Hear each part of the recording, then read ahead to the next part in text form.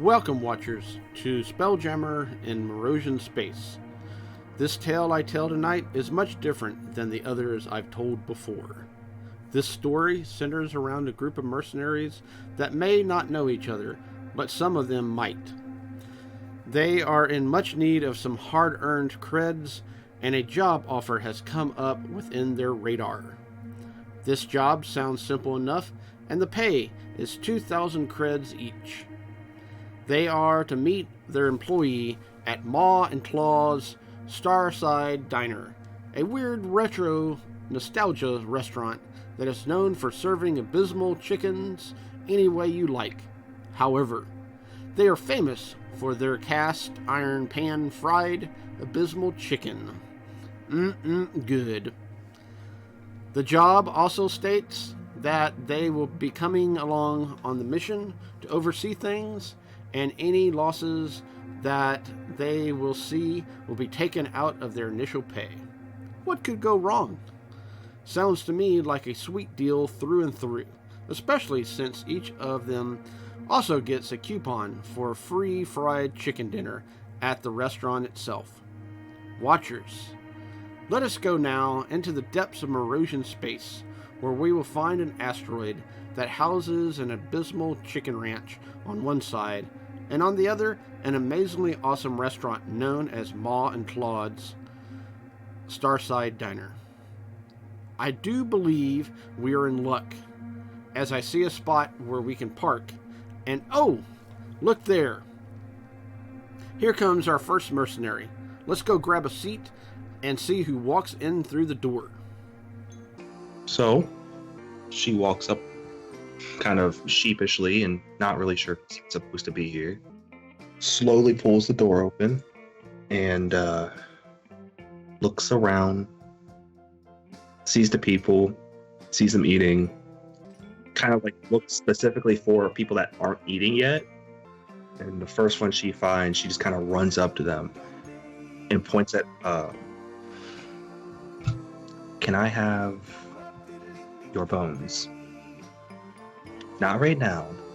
I don't need them right now. You can do what you're using them still. I just need them later. When you're done with them. Is that okay? The large halfling woman looks at you and says, "Oh, sure, honey. When we're done with the chicken, we'll give them right to you." Ooh. I think you're a little confused. I don't want the chicken bones. I want yours. And she kind of like points at her. She looks confused. Like I said, it could wait. Just if you wanna, if I give me your name, what planet you live on and stuff like that, and after you're done using your bones, you can just write on here that it's okay if I come get them. I don't know, Marge. This person looks kind of funny. Well, they wanted the chicken bones, but now they want no bones and they want some other. I'm confused. I told you we shouldn't have went to this diner. We should have went to Mel's. So is that a no? Yeah. We're trying to eat here. Okay. What And does she just bones look like? She is a very, very pale tiefling, with horns that stand straight up above her head that are black, and then at the ends of them, they kind of have like a like a dark red jewelry that caps them off. And she's wearing all black half plate with like red cloth, kind of like adorned it in spots to make it look presentable. But the chain underneath starting to rust in places and pull apart, like she's kind of bad at taking care of it. But she doesn't carry any weapons on her that are available or instantly visible. Where do you go? I just kind of awkwardly look around, Oh, right. Mom says I'm supposed to look for other people like me. Jenny and Sammy? As one of the diner staff comes up to you. Hi! Welcome to Claw's Starship Diner. Please take a seat and we will serve you as soon as we can. But, okay. And kind of just scoots into the corner of a booth and just quietly sits there and fidgets with, she has, this little bone amulet that she wears with a little sigil on it, and she just sits there and fidgets with it. As you see another person walk into the diner. Well, person is generous, and the definition must be expansive to include Jellard. Jellard is about 5 feet tall. He is a slightly luminous purple slime, shaped roughly like a person. He starts to come into the door, and the door almost shuts on him, and it sort of smushes his jelly-like body, and he stretches out and pushes the door open and comes in and looks around. You can see there's a luminous gem floating in the protoplasm of his slime body, and you can somehow tell that he's looking around. And he turns to the proprietor and says, "Hello, I hear that you have the job that you're hiring people for." Blah, blah, blah. You see what appears to be, you're not too sure if it's the proprietor or what, but it is a diner staff at least. Hi, welcome to Claw's Starside Diner. Please be seated, and we'll take your order as soon as we can. Okay. He shuffles his orthopedic sandals across the floor and sits down. As you sit down, another person walks in. So you see this about 6 feet tall, really light gray skin elf with a mohawk, and he would just walk up, look around, see the rest of the people, and just go, is the job still available? Hello, welcome to Claw's Starside Diner. If you would like to eat here, please take a seat. I'm not here for food. Then please turn around and exit. Okay. He probably turn around, but he's just gonna put his back against the wall just to see what's going on. As you see another one come up to you. This one seems to be in male dress. Hello, welcome to Claw's Starship Diner. Please take a seat, and we will serve you as soon as we can. What do you do? Oh, the other one is just pretty much repeating the same thing. Please take a seat. As you command. As they go about doing other things. As you eventually take a seat, another walks into the diner. You see stepping in the doors, fairly short individual, probably clearing 3.5 feet or so. Very elvish features, kind of skinny face, long ears that would come to a nice point, except for that seems like they're almost taken notched out or grown that way. It's hard to tell, quick glance, but bright hair colors, red tattoos on his cheeks, some darker maroonish tattoos on the side of his shaved head, a mohawk sticking up straight in the middle, his kind of deep blue leather armor as he walks in, rapier clearly visible hanging on his waist. He wears it with confidence as he strolls in, looking around, and he sees these small groups of people who have been coming in one by one. And he's gonna walk over to the closest one. Let's see, what would that be? There's 3 of you. Let's roll a d6 just to see who is closest. 3. He's gonna go up to the gel figure. Go. Look, all of us are here for Chubb, right? We're all here for Chubb. You, that guy over there, that girl over there. I mean, we should all find a table together.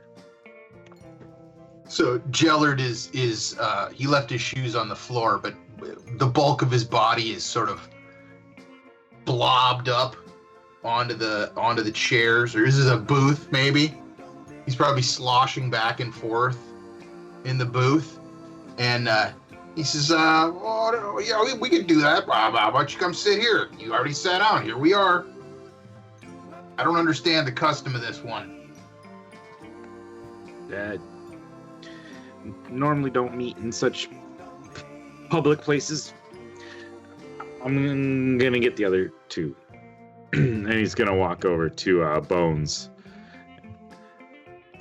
Look, we're clearly all here for the same job, so why don't we go join the big purple blob, and then I'll get the other darker, taller one, and we can all wait together.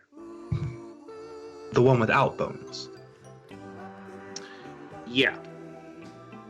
You have like a bone thing? Is that like a weird kink or something? I was told to collect them.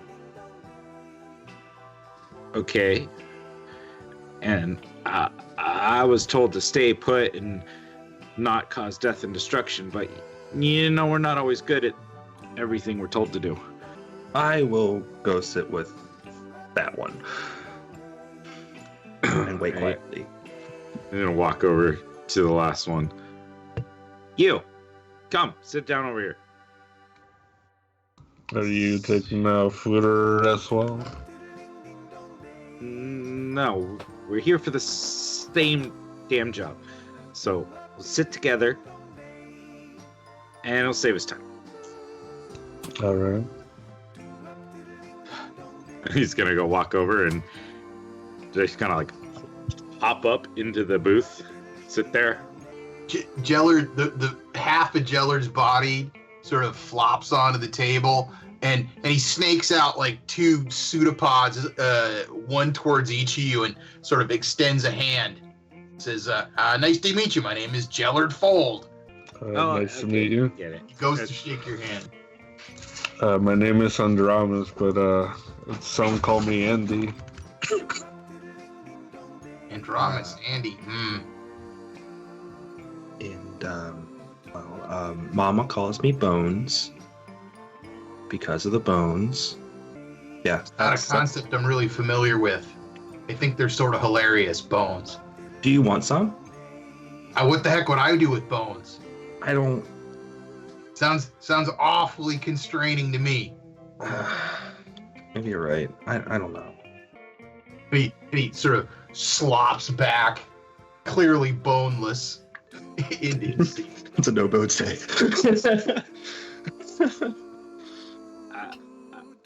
I'm Ash. Oh, nice to meet you, Ash.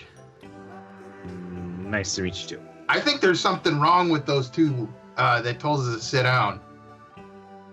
As you see one looming over you at the table. Hello! Welcome Good lord. to Maw and Claw Starship Diner. Shh. Have y'all had a Put a chance to bell look on at the them. menu? I'll have chicken. Excellent.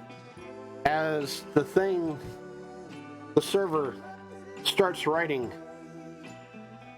and its head twitches ever so slightly, and then slowly looks over at y'all. I was a member of a cult. I was just doing my job. And he drops the the paper on the ground and still holding the pencil. These people came in. One just was disguised as my friend. We were just doing our job, and they killed us. What's going on? And he looks down at himself. Oh God, I don't have hands. You started as member of cult? Is this part of the entertainment? Have you guys been to this place before? Oh God, where The am show I is at? hard to follow. What are you? And he starts backing away, and then he just runs down the diner screaming. As you hear in the background, in the kitchen, an argument going on. It sounds to be something to do with the help. I wish I were in the right place. I don't think I'm getting any chicken. I wouldn't eat anything from here anymore. Yeah, I'm not quite sure how this food is supposed to get. I don't know how this restaurant works. I was just told to come find Sammy and Jenny. That's all Mom told me to do. They said they were like me and that they'd be easily recognizable. Ooh. They try to get to the bone zone too? Are they bone obsessed? If that was supposed to be funny, it was not. It was a question. I'm curious. I don't know. I was told they have a job, talk to them. That was obviously not them. Okay, so as they're discussing this, you see a very serious looking, kind of haggard tiefling vault out from behind the kitchen, run out the door, take out a laser pistol, aim and shoot at the guy who's running away. He drops to the ground as he screams his last, "Oh my God! I was just in a cult!" Yeah, I mean, this is what I'm talking about, Jenny. Like, they just keep doing this, and it's like, I'll go get the coin, but you honestly, I heard another one in here call it the Starship Diner. Get rid of that one too. That one's dysfunctional. That one's not functional anymore. And Sammy runs out to go grab the soul coin from the waitstaff. And you see another tiefling come out from the kitchen, and she's in overalls, and she's a little muddy and a little dirty, and she comes out and says, "All right, honey, come with me. You know what you did. We are not the Starship. We are Starside Diner, not Starship. You know what? You don't have to come here. I got you." And you just see these vines come up and grab her and entangle her and just crush her to the ground. And she's gone. "I'll just take care of these guys myself. No problem. I'm sorry about that, sirs. How are you? Welcome to Von Claw's the Starside Diner. We have the best chicken anywhere. Ignore the wait staff. They're just doing their circle of hell thing, and we go through them left, right, up, and down. It's no big deal. It's just part of their punishment. They'll come back around. We just have to wipe their memories every once in a while. We have great chicken, great pie, and it's the best sweet tea you have ever tasted on this side of your planet." And then Sammy's coming in, and Sammy's like, "And we also have sugar-free tea if you want that too. I know that some people are on a low-sugar diet." I would like hazard pay, please. You would like what, honey? I'm sorry. Hazard pay. We're here for the job. Oh, the job. So y'all don't want anything to eat. Okay. They're here for the job, Sammy. This guy's all business, but I'll have one of each, please. Chicken, I'll hook you right up. please. Chicken. Yes.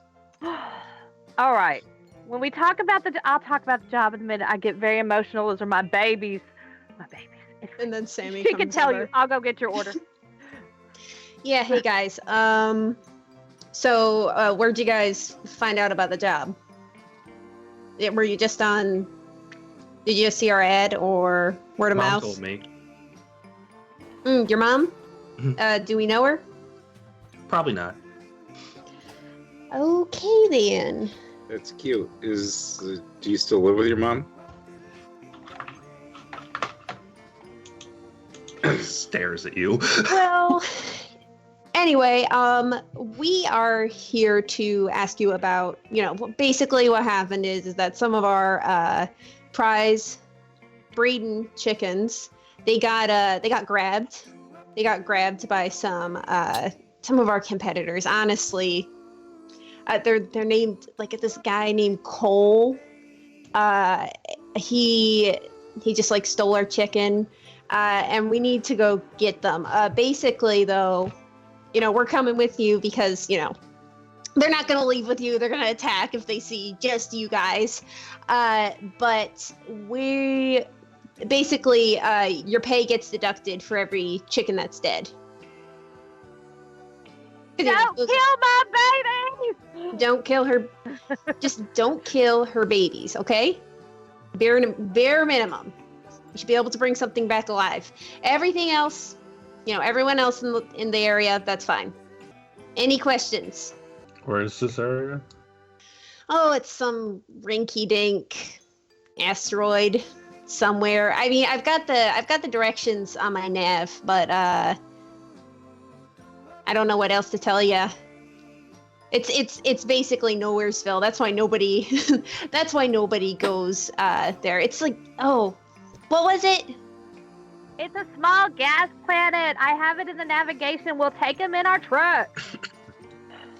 Oh, okay. Did we clean out the truck? I don't remember cleaning out the truck. Are you guys okay with a little bit of you're okay with a bit of chicken shit, right? I mean, it doesn't get in the food, but like it's a little on your boots. I would prefer a bucket, please. I can You get have a you a cleaning bucket, bucket? honey. I can get a bucket. Go clean out the mop bucket, Seymour. Make your fortune, they say. Go see the worlds, they say. Do it on your own, they say. Freaking amateur hour. Yeah, no, whatever. Chicken shit is fine, I guess. Yeah, I mean, it's a part of the job. That's what we get for having such a high quality product. Well, what kind of pie did you guys want? Did you guys order some pie? I'd recommend the dragon fruit. It's a little spicy. It does have some teeth in it, but we cook them fork tender here, so they'll just be a real good source of calcium. It actually sounds pretty good. Okay, Good. I'll go get. One of each, please. Can I have a sweet tea? Yeah, I'll get you a sweet tea. I'll have a drink as well, thank you. What do you want? Do you want? We have our most popular one is where we mix a little bit of every single drink into a mug. So you got your coffee, you got your Sure, fountain I'll try that drinks. one. Okay, got a little bit of milk. So Sammy goes back and grabs some of that stuff. I don't know how I feel about this guy. We're not here to kill their competition. I'd be surprised. Truthfully, I think I'd rather kill the competition than deal with chicken shit. Yeah. So, what do you all do? Like all day?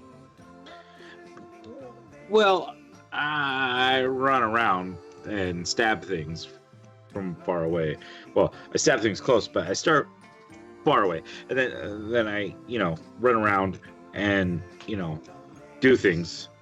Have some magical, abilities. I often find if I work with someone, it's good to know their capabilities.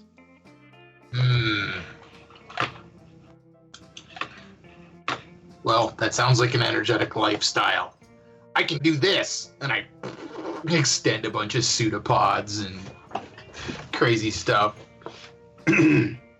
Mostly that. Suck. So Fascinating. you're a pipe cleaner? No, I murder people, mostly for money. Oh, he really just said that. See, that's what I was looking for. Yeah. Oh, yeah. I found that it's one of the most efficient ways to get people to give you cash. Yeah. I've tried other jobs. They take a long time. Found mostly murder for hire is a high density occupation. Leaves me a lot of time to eat and explore the universe. And your favorite way to murder? That I bring out like floating from the protoplasm inside him. There's basically like a sword hilt. It comes out, and then he sort of holds it out on the end of a blob of his body, and then there's this like dull like woof noise, and this like 4 foot long blade of fire just erupts out of it. This usually takes care of the job pretty quickly. Then woof, pulls it back in and then sucks it back into his body. Yeah, I could see that. That would probably work. Good, getting somewhere. Bone lady, what do you like to do? Other than take bones, I mean, like. Well, for clarity, I take them from people that will give them to me, or take them from people that are rude to me. So, yeah. Mom says I'm allowed to kill anybody that gets in my way that's disrespectful. So, I do that. This mom sounds like a generous legal authority. I'd like to be under her mandate. She's great. I lived on the street, and she gave me the ability to deal with the people that were mean to me. So I dealt with them. I've gotten in trouble. She's gotten me out of it. It's kind of nice. Apparently, you're not supposed to kill people. I never really understood why that was a thing. But in my experience, it makes other people upset, and then they try to murder you. It's kind of just an occupational hazard, really. You get used to it. Self-defense. But Yeah. Sounds like you've got a powerful patron. Maybe they can get you out of trouble. she gave me this, and she kind of extends her hand, and like a long shaft of like black obsidian, and like with a crimson blade, like a crimson hooked blade, comes out of like smoke and just floats there above the table. That's like mine, but the other way. And then she just closes her hand and it disappears. Pretty cool trick. And you, Andy? Oh, I'm a battle medic, and since everybody's flashing all their fancy stuff, he'll tap like the front of his shirt, and you see this armor just start like transforming, kind of like Iron Man, and then he'll tap it again, and it'll come off. All right. I've always liked medics. Useful. I'll keep you alive as long as you don't piss me off. Yeah. Well, that's the hard part, isn't it? It depends. I don't think I'll have a problem with you. Okay, here's everyone's drinks. And Samantha comes back over with like mugs and cups. Your food is going to be out real soon. My sister was just finishing up on that. Yeah, so they see that everyone is just getting along with each other. Yeah,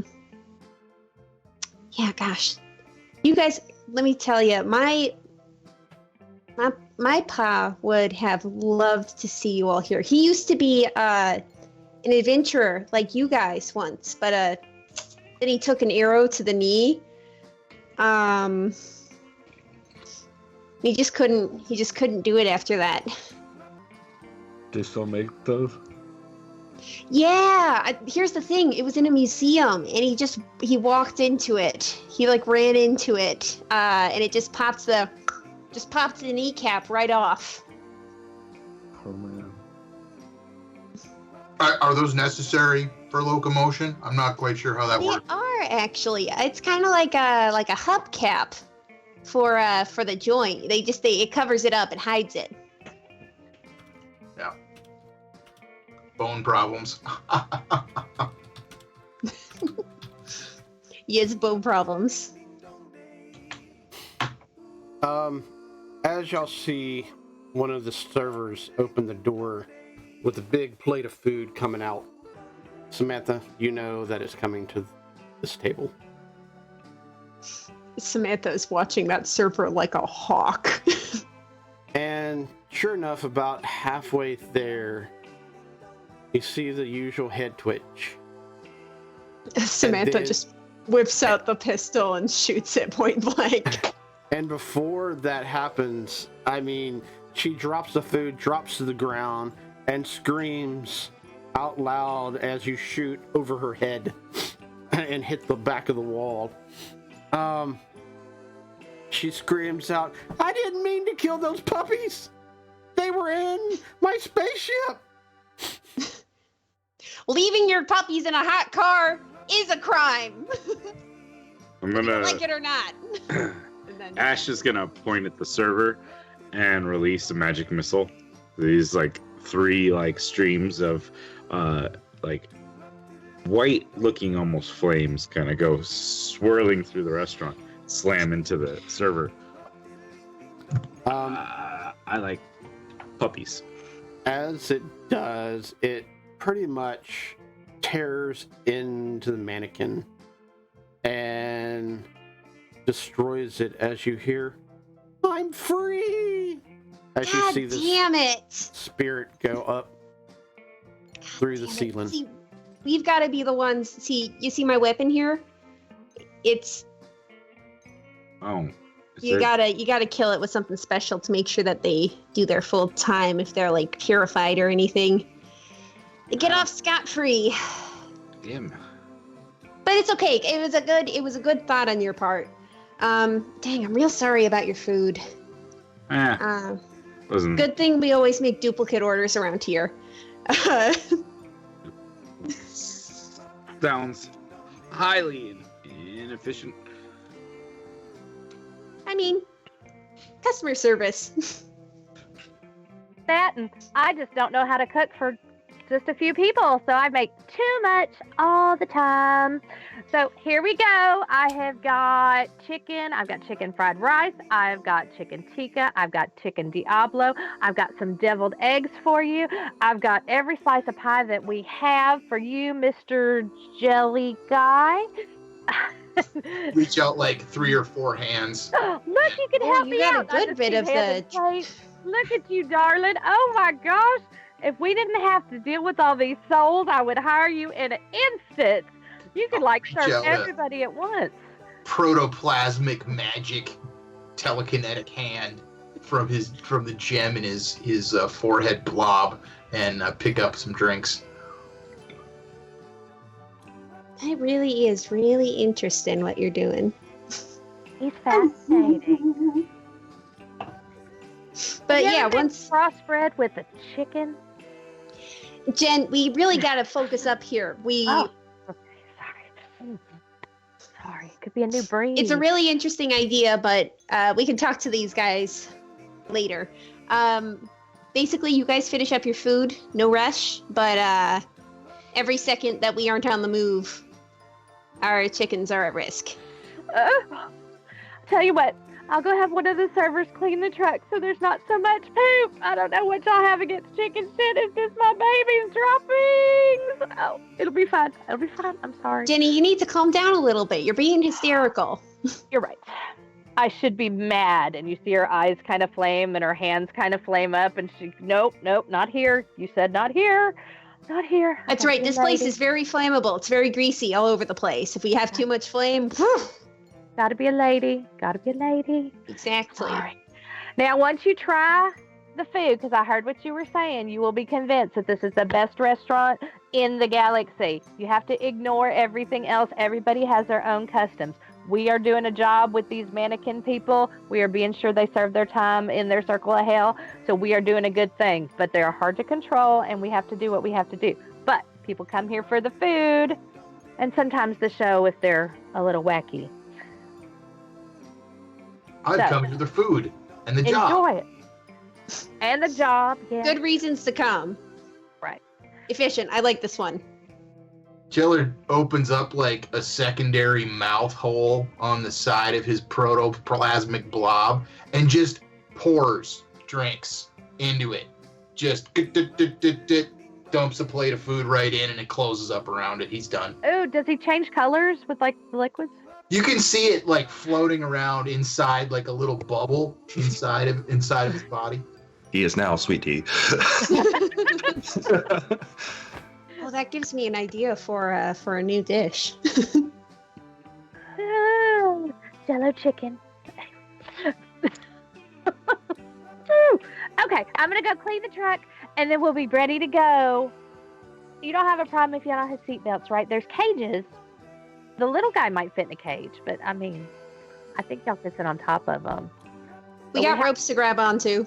Yeah, we have to have the cages to get the chickens back. I know how cages work, Jenny. Maybe. I don't know where they're from. Oh, we had several cages at home. See, they know exactly how cages work. Come on, let's leave them alone. Let's let them eat their food. Give them some peace. All right, darling. Okay, I'm off to clean. Or actually, I'm off to supervise and be sure they do a good job. So we'll get it done real quick. Quick. And Samantha also leaves. Or well, she's kind of like she's standing up near the she's very much lurking over the shoulders of all of the wait staff. So anybody else having second thoughts about this job? This seems like it will be very strange. You three are very strange. I'll be interested to see what happens with these chickens. You don't have bones. That's You can walk correct. straight. I do have a question. Once the food does this thing, how does it come out? Like, what do you mean? How does it come out? I was talking to the jelly man. Pretty much how he digests food. Oh, so you said, it's interesting what you said about not having any bones. Actually, at the moment, I do. And then he just sort of like extrudes a chicken bone out of like one of the whole chickens that he just consumed and like plops it out on the table and then he takes like a tiny little pseudopod and just like slides it across the table towards the bone lady. You could have this one. That answered my question. She just reaches across and snatches it. I'm sorry, what did you want to know? I think we're good now. Go ahead and You guys everybody. just watch the digestive process happening inside Jellard's body. He opens up a portal. You can see. Samantha comes bursting out at the portal. Everyone that's eating the food, please make a Constitution saving throw. Do I have to make it for my sweet tea? Everyone, make a Constitution saving throw. Dave, would you say that this is a save against being poisoned? Not necessarily being poisoned. This will determine how good it is. Oh, Got a 17. same here. I got an 18. What do you roll, Ash? 13. You only needed a 10. I'll let each of y'all describe how good the food is based on 10 being average, 20 being so good that you want to eat every meal here, and 1 being I'm going to go run to the bathroom and shoot my guts out, as well as it come out the other end as well. You know, no, if it weren't for the floor show, it would just be okay. But I'll overlook like it does need some more garlic. But I ain't overlook that because the floor show is really good. My drink was really good, but other than that, this place is weird. Jellard is continuing to eat anything on the table that is edible, and he clearly is enjoying the whole thing, and is narrating to everybody the entire experience. In particular, an interesting thing about protoplasmic beings such as myself, our sensory organs of taste are on the surface of the protoplasmic blob. So technically, anything that I'm touching, I can taste, and I can tell you that some of the flavors in this food are a lot better once they've passed through a mammalian body and been sweat out into the leather of the seats. The seats are delicious in this restaurant. Great. I didn't know that I didn't need to know that. Give it a lick. It's crazy, I know, but take it from a protoplasmic being. They're delicious. What does the food taste like to you, Bones? Well, Bones didn't eat. Bones got a sweet tea. Yeah, how was it? She liked it. She kind of looks at the sisters. There's only one in the room presently, and it seems that she's already shot another one of those waitstaff. She goes to speak up, sees that the bones in the tea were a nice touch. If you did that for me, I really appreciate it. You got bones in yours? Yeah, I noticed that you had a thing about bones. It's really no big deal. Small touches and all that. How's all the food tasting? It's all good? I find it delicious. Do you mind if I taste one of the chairs from over this side of the restaurant by the kitchen? Are you gonna eat all of it, or No, is it I just kind of like a lick? Just a sampler. Mind if I just sit on it for a little bit? Oh. We're kind of running low on time. Let me tell you what, we've got I'm repairing a chair out in back that used to sit next to the kitchen. The upholstery seat's off, so I could just grab that and you can sit on it on the drive over. Oh, I bet there's some really nice old bits underneath the seat. You would be correct. Truck's ready.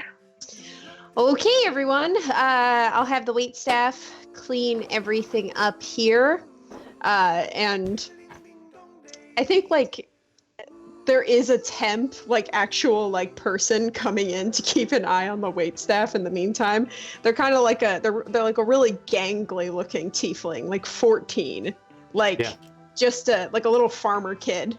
Our just baby brother. In. Yeah, yep, that's our baby brother.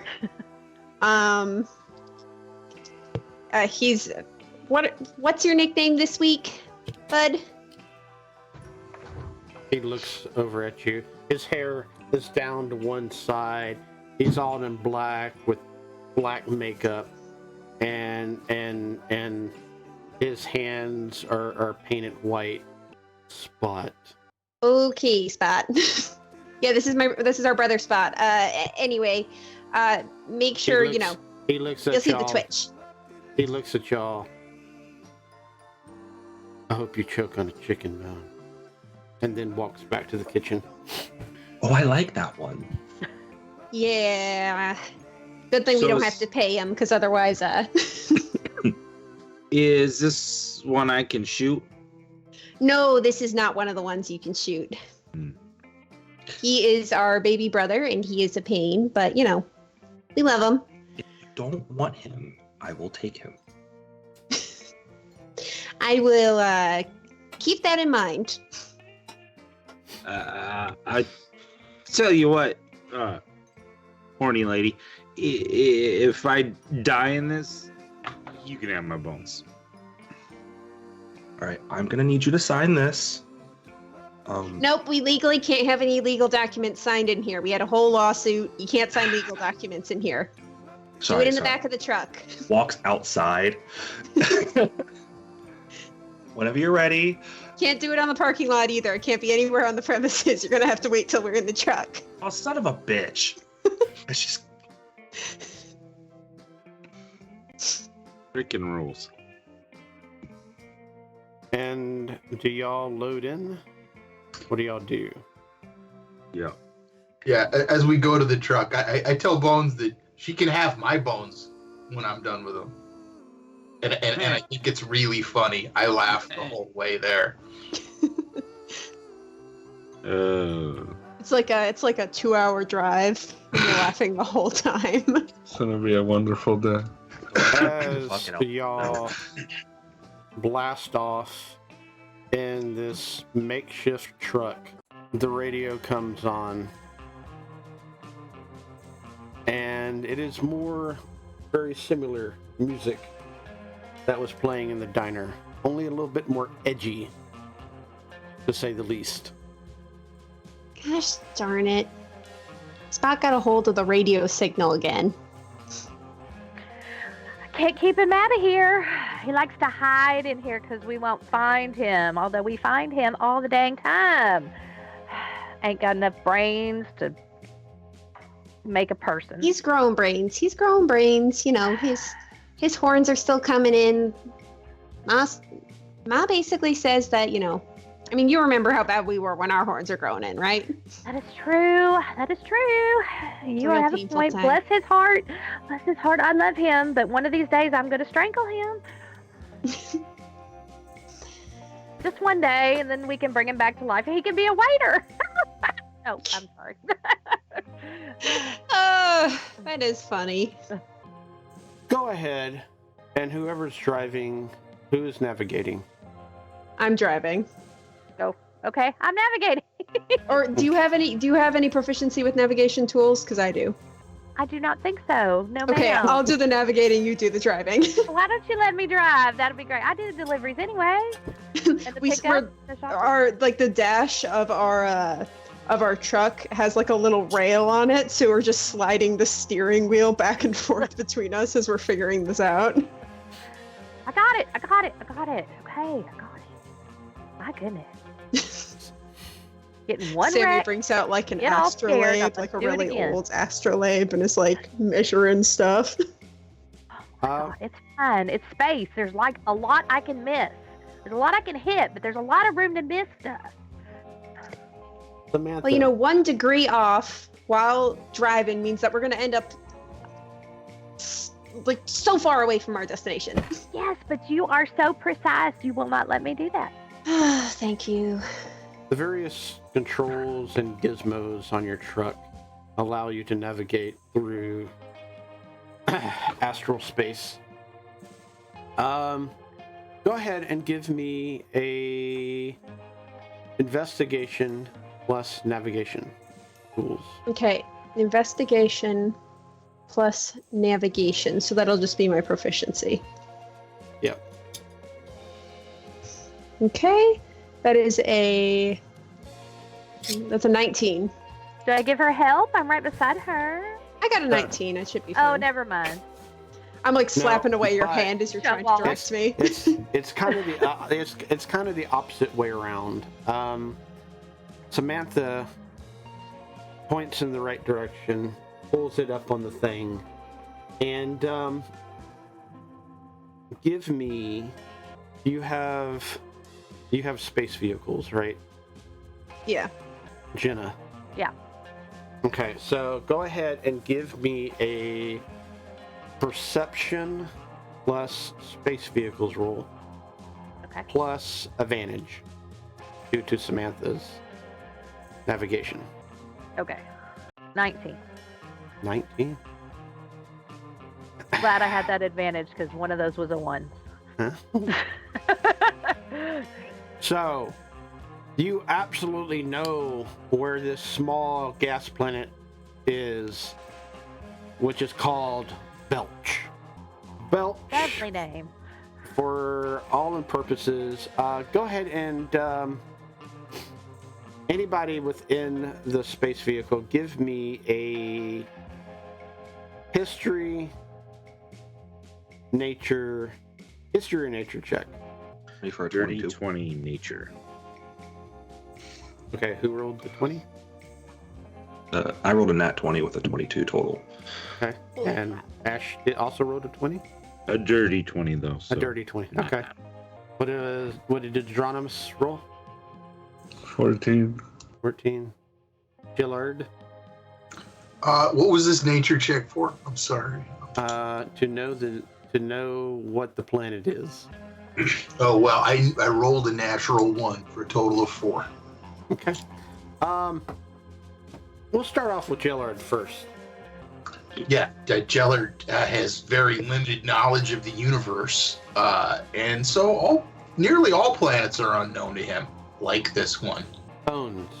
Actually, we'll go in reverse order. Atronimus, you've heard of Belch. You haven't been there. You don't know much about it. It's definitely a gas planet. Other than that, it's kind of stuck in the middle of nowhere, really. Ash, you know this puppy's acidic. It is, there's this green acidic cloud that hangs over everything within the gas planet.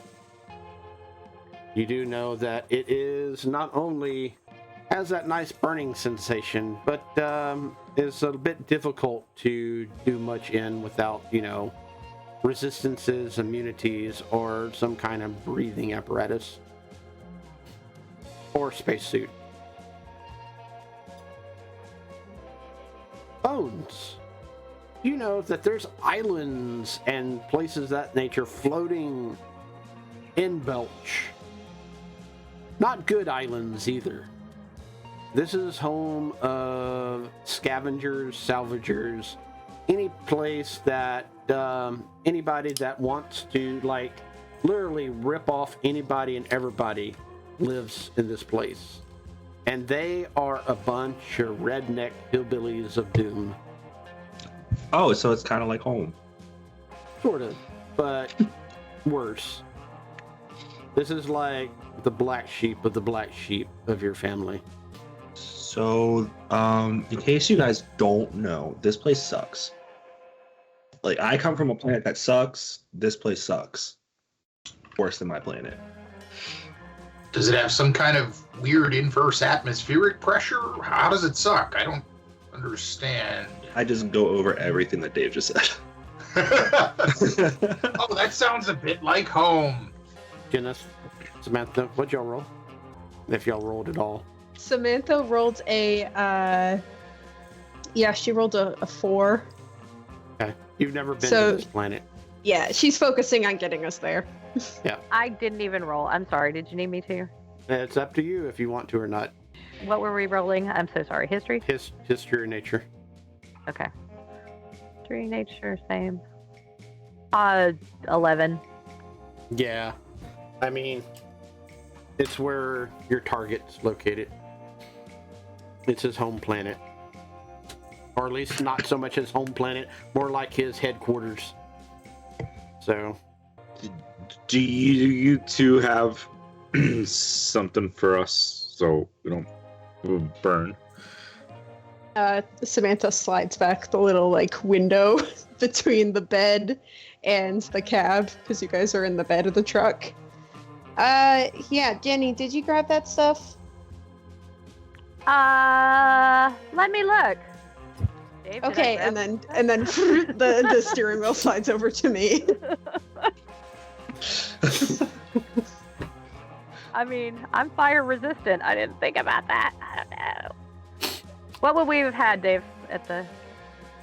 go ahead and Do we have rain slickers? give me an investigation roll. Let me look. Yeah, let me look. I want to help by pointing out the glove box multiple times. Like, hey, check the glove box. Check the glove box. Y'all have storage bins in the back too, so Okay. where y'all keep feed and all kinds of other stuff. So tools. I rolled a 12. 12. Or can I Even roll? with my helpful check the Be glove help. box Can I advice? do that with advantage? What now? Can I use I kept- advantage since she's I helping? kept suggesting for her to check the glove box. Can she Yeah, get there's- advantage? There's nothing in the glove box. But, however, Oh, yeah. we have watcher advantages. If you would like to use one, we have several. Well, we have two that are for any, and one specifically for chicken ladies. I will use the one for chicken ladies since we are both doing this, so I can help my fellow team members. Come on, Okay. dice, be nice to me. That's a 10. It got worse. The only thing that you have in the back is respirators for, extreme chicken poop. Yeah, it happens But a lot. But as far as, at least that will, not cause any internal damage to your lungs and stuff like that. So, AKA, in mechanical terms, that will null and void the disadvantage that y'all will receive when entering the planet. I have a resistance to fire. I didn't even think about them. Hey, Dave. Chickens are resistant to fire. It's all. Well, it's not think fire, about it's it. acid. Oh, I thought it was fire. I'm sorry. Jellard can hold his breath for like a long, long time. Do you think this is going to be a problem for him? Like, could he just, breathe shallow and, every 45 minutes or so? Bones. Ash. Yeah, that's going to be a problem. There's respirators in the bag, darlings. If you need those will help. I'll take one and just plug it into the top of my blob. I'm curious to know Perfect. how that works, but it's all right.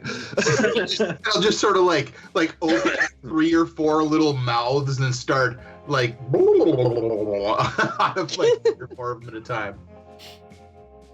That's not at all how I pictured that working.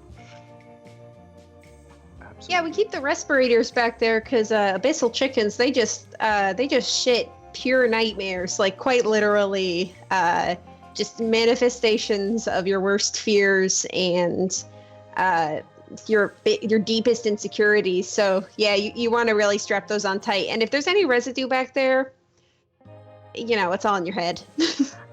Oh, bless Probably your make a heart! good I just hot thought of sauce out of something. that. There's compartments back there that I don't remember what's in. Y'all could search through there and see if you find anything. I don't have anything up here, but there might be stuff back there in the cargo departments. They should be unlocked. If not, I can throw you back some keys. I'll give guidance to Ash if he decides to search. Jellard is gonna go look for like a tarp or a pair of waders or something to pour himself into. Go ahead and give me an investigation roll. What are y'all specifically looking for? As I rolled another natural 1 for a total of 4. They definitely do not have those 2 items that you're looking for. Yeah, I can. Nothing's watertight. This is all BS. Looks like I'm gonna have to be naked, just like always. There's like a single fuzzy slipper back there. It's like really caked in it. Like, Oh, I thought I had some waiters back there. No waiters? Oh, I'm sorry. oh yeah, that's really weird. And then the camera sandal. And the camera snakes pans into down. into the, Samantha's wearing the waders. Ash was searching around for, protective gear, breathers, things like that. Okay. Y'all definitely have the breathers already, but protective gear, go ahead and roll for. That was a 24. 24. You actually find some jumpsuits. They're not the greatest, but they're definitely enough to protect to a certain degree of protection against acid. I mean, they're caked in like chicken poop, but other than that, How many did we find? you found enough for for everybody. All right. They clash, but they might help a little bit.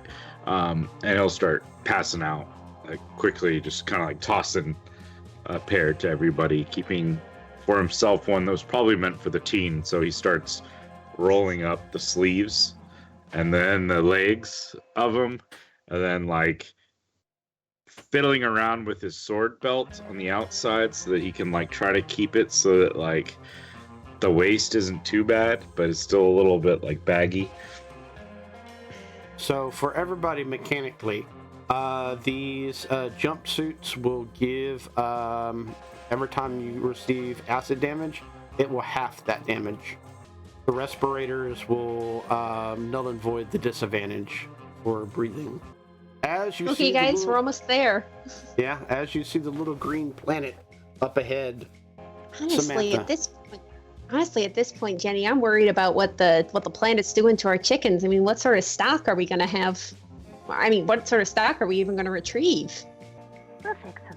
It's okay. We'll fix the babies if they need help. We'll fix them. It's fine. Well, Don't panic. where I'm from, the like things that it's got, there's radiation at night, and it kind of does weird things to things. So like we have things get bigger, grow extra limbs,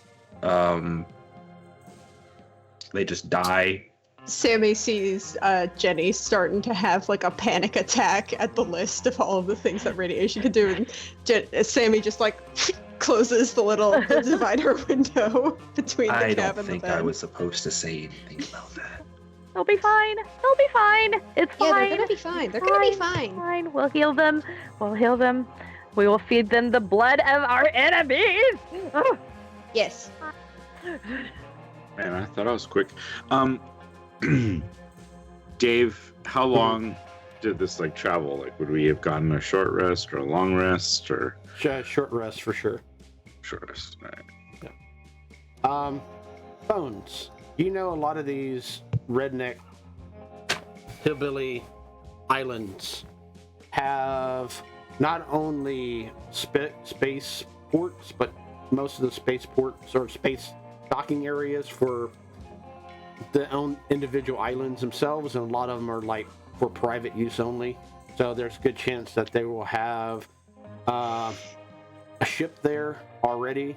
But you do know that a lot of these places have other docking areas for like smaller ships, like personal transport ships that go in planet from place to place to place. You also know that as far as stuff being corrosive and eating things away, a lot of times things are locked in buildings that are acidic proof. I kind of lightly tap on the window again. I wait. I tap again. I opened it up. Slim, Are you gonna yeah. give us more bad news? Because I don't know. Yeah, are you gonna keep talking about radiation? Yes and no. Okay. So The window is kind of very slowly sliding closed.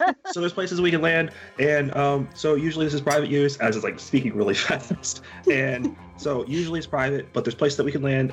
Somewhere over there might be ships in places, but a lot of the buildings are acid proof because planet sucks. But like, yeah. Do we have Okay. to pay for parking? No, we're here on business, you know? Can't I pay hope for so. something if you're on business. I hope so, because I don't know. I don't want to waste my credits. Do we know exactly which sort of island? I mean, I assume we know what islands they're on if we're headed. Give me navigation. Yes. So what, that was intelligent, or that was investigation? Mm-hmm. Plus your navigation Plus- tools. Plus my navigation. Okay, that is 16. Yeah, you know where Cole's salvage is at. You also remember some tidbits. He's not a nice guy, and he doesn't take kindly to people invading his space. Well, let's see if he'll take kindly to a rifle to the face. You do know that he has magical protections that could shoot ships out of the sky before they even get close to his place. Okay. So what are our options then in terms of You getting know down there's there? a nearby island that has planet-based ships that you could take. Gonna kind of talk it over with Jenny. And the group too. I mean, yeah, I guess they're in on this too. The window slides all the way open. Sam conveys the info to them.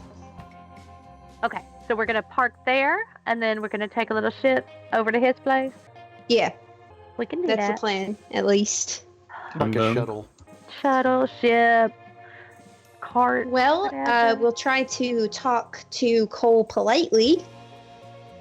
And if that doesn't work, actually, Ma did say always be polite first. and Pa said to never take any shit. finish So it up with violence. Got it. I miss Daddy. Yeah.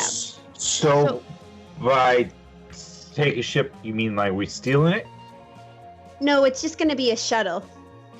This place is like a total junkyard, so people have to take shuttles over there to get to their vehicles or what's left of them. Okay. I like stealing better, but okay. The problem with stealing is then what do we do with it? As Burn you it? come into the Burn it to the ground. atmosphere, everyone give me a con saving throw. Jenneth, give me a driving check. So one of each. Yes. Tell me which ones Okay.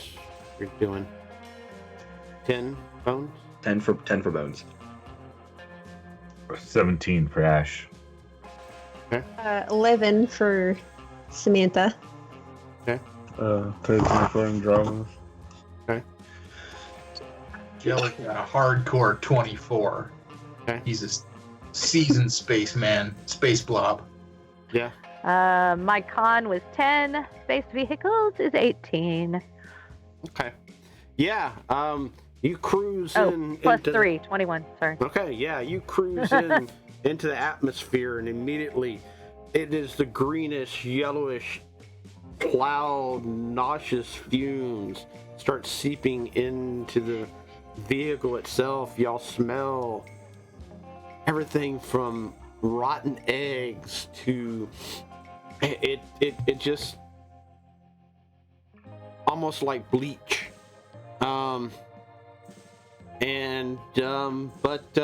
Luckily the cargo van has enough protection to keep it at bay.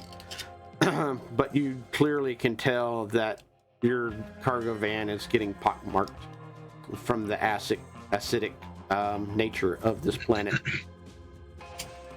Jenneth, you ride on into the cloud and ride on through the various layers and come out into this almost like a sea of green liquid.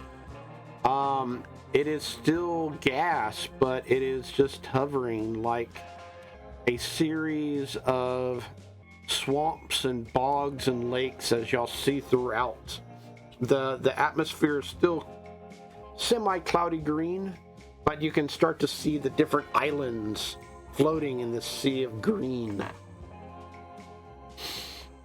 Samantha navigates you to the nearest island as you land the ship safely without a scratch and plop it down on this strange island.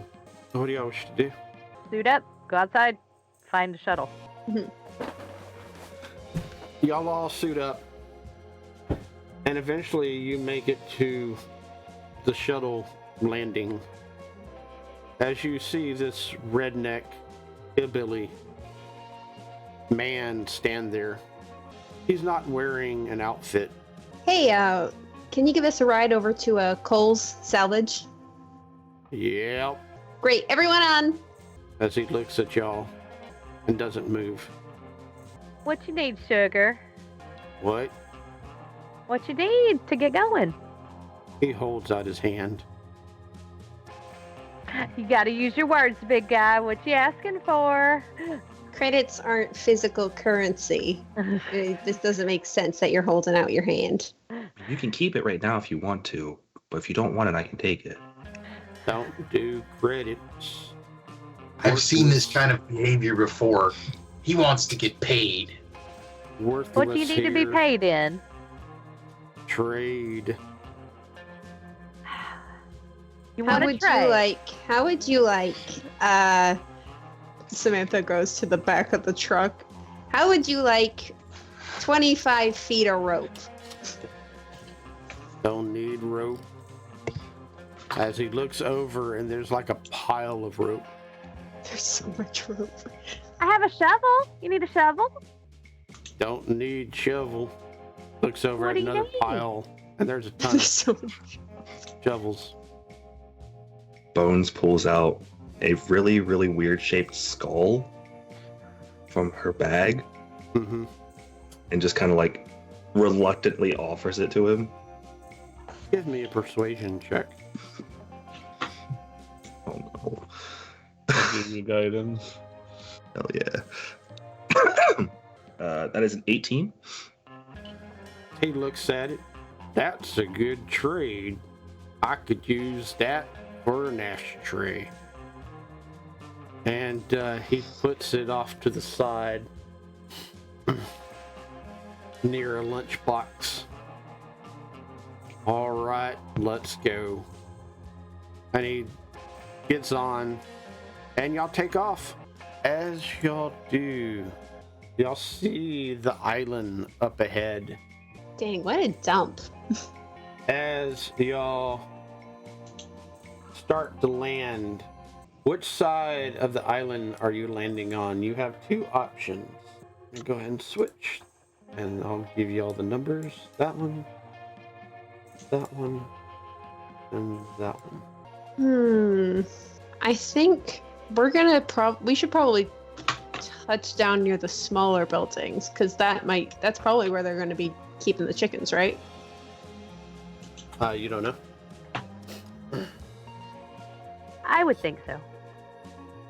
So let's do Maybe one. we could ask Shuttle Guy. Hey, sweetheart, where would you suggest we land? Do you know anything about this place? What do you need to know? Where to land, where we won't get shot at and killed? Don't go to this island. Well, where's the least likely place to get shot at and killed? Back where we came from. Okay, but I got to rescue What's your something name, here, fella? darling. Bubba.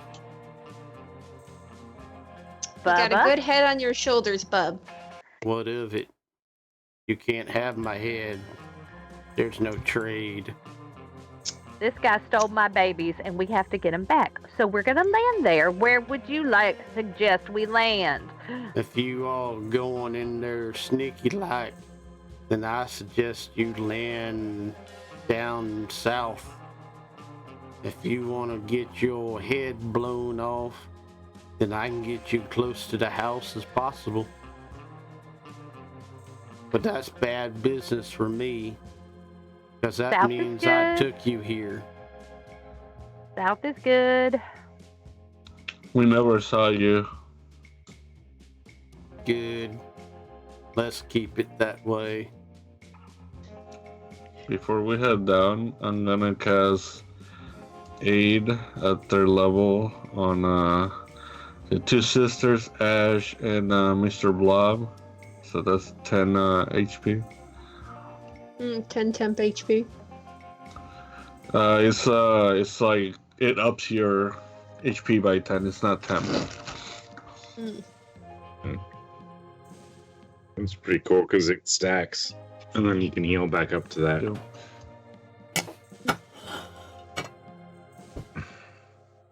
So go ahead and move yourselves to number 3. And what do y'all wish to do? What exactly are we looking for? I mean, chickens. What, like type or someone? Oh. Or... They're abyssal chickens. Just imagine. So, have you ever seen a terrestrial chicken before? They're real weird looking. Basically, terrestrial chickens look like abyssal chickens turned inside out. Here, I can show them. And I call my wildfire spirit, which just looks like an abyssal chicken, but on fire. They look like this, but not on fire. And also a bit smaller. We're trying to get them up to that size, but no, they just keep collapsing. Right. They look terrifying. I can go look around if you want. Yeah, sure. And I think Samantha, I'm looking at those trees over there, like right here. Sorry, it's being really laggy.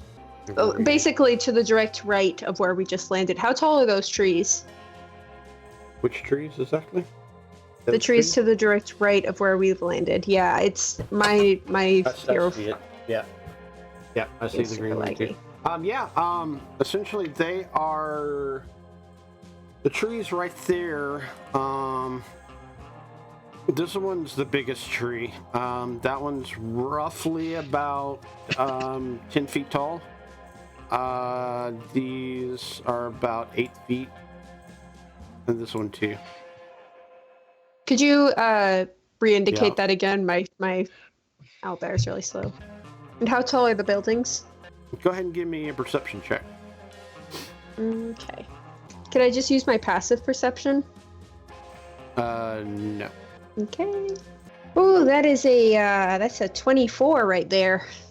Okay. So yeah, as pretty much y'all are landing, you quickly assess the outcome of the buildings, and you see pretty much all the ones in dark. All the ones here are 1 story.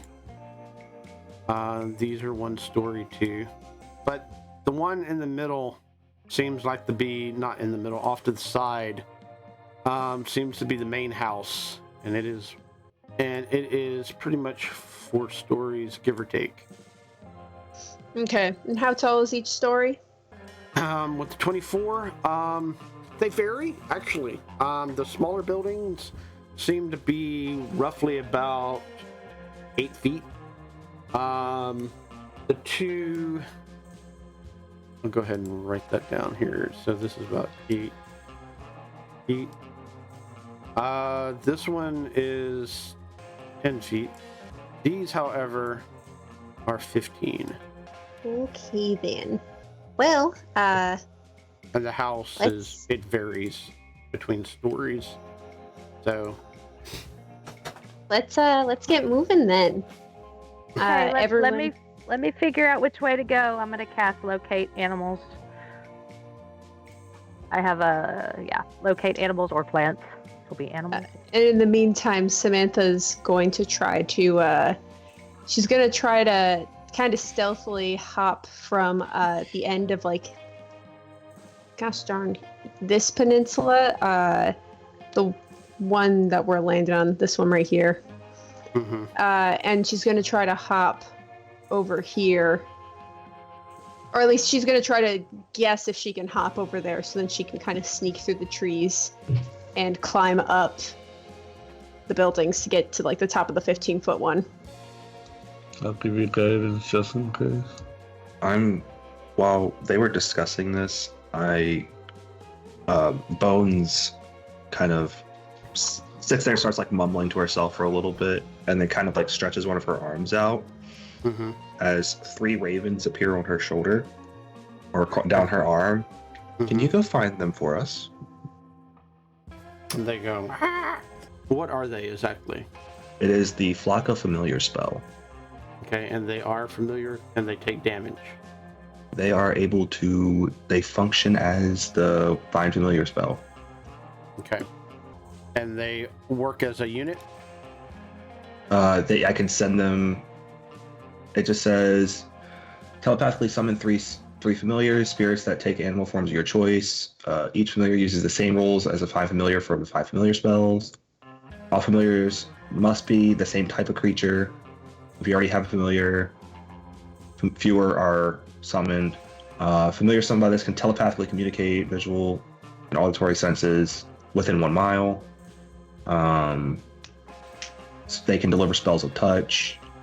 It doesn't say they have to go all together to the same place, so I can scatter them.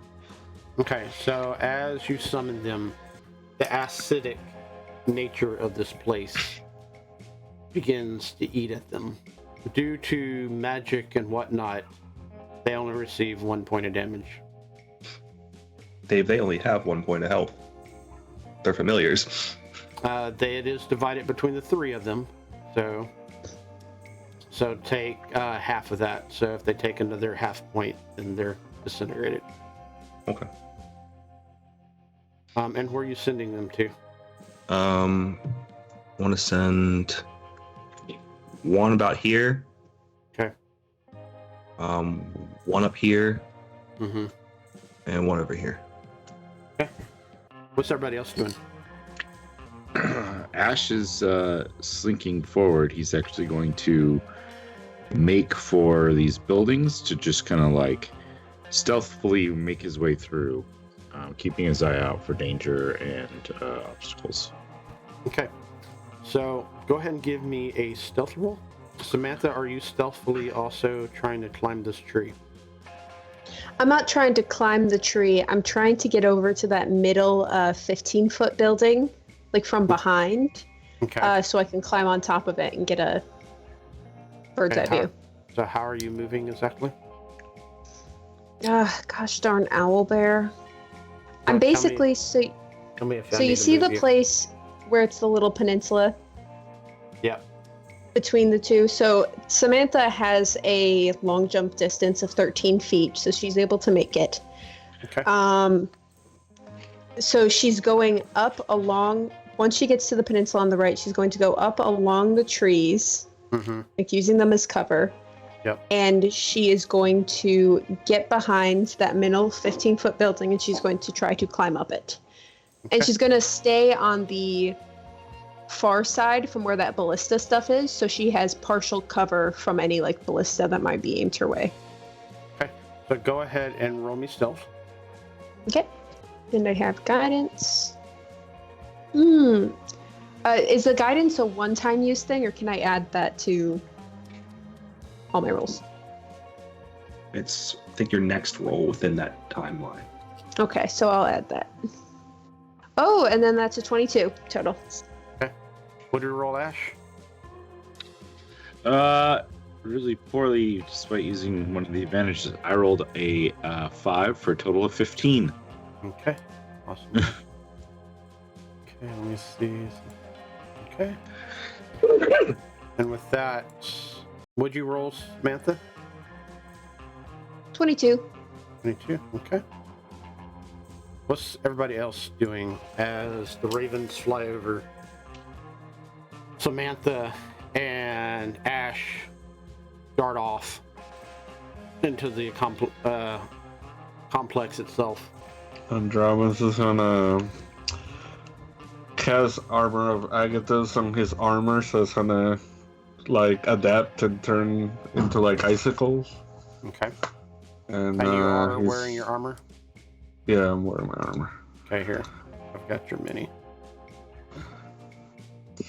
And then he's gonna go into the building right next to where Ash is at, right over here. Oops, wrong window. Yeah, I would like to label y'all as many as who y'all are. You can. Okay, the door is not on that side. It is on the exact opposite side. So do you slink around to the opposite side?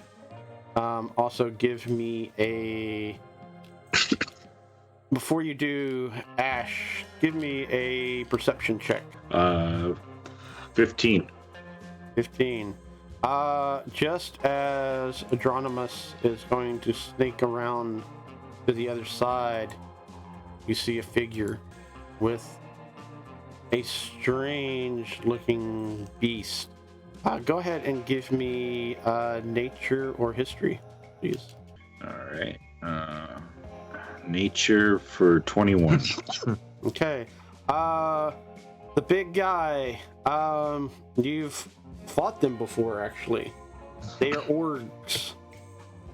Half demon, half orcs. Kind of strange ogre-like beings. As well as the dogs themselves. They are hellhounds. Would I know anything more specific about like hellhounds or anything like that? Like, they are immune to fire. They also have fire breath. Yeah, I think he's going to kind of gesture to Andromus and kind of quietly just double check. Actually, he's gonna point over there and send a message to him, just relaying what he saw and like about the fire, and then he's going to quickly kind of dart off. He's pretty fast, so he's just gonna kind of dart away, trying to avoid that group. Okay, go ahead and give me a stealth roll. Good. Well, there we go. Bad roll for dirty 20. I'm plus 10 to stealth. Well, okay. Oh yeah. Yeah, you run right out, and sure enough, another group they do not seem to be paying attention to, as the one org appears to be petting the hellhound, going, "Oh, you such a good boy. You such a good boy. Yes, yes. Yes, yes, Blinky. Blinky, you're such a good boy." Adronimus, are you moving? Yes. Are you going to try to stealth any at all, or no? I'm going to try. Okay, give me that stealth roll then. Just a second, I gotta roll again because I got disadvantage. That is 7. Okay, we'll get to you here in a little bit. Jellard, what are we doing? Gelling like a felon. Jellard, yeah. Jellard is going to focus his psychic energies and cast mage armor upon himself. Mm-hmm.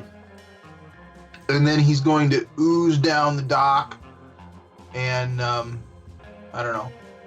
I guess he can just get. Oops. I guess I'm gonna try to. I'm gonna move up, but I can't get that far. So I'll just chill there.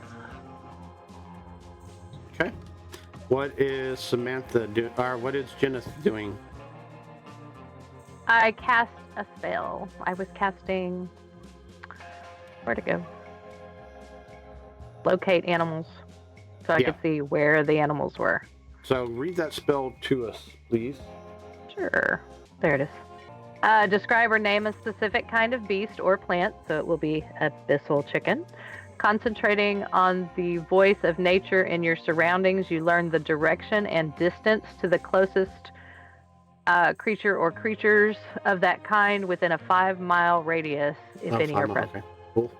Yeah, it definitely pings, and I'm gonna do a red dot because they're abyssal chickens.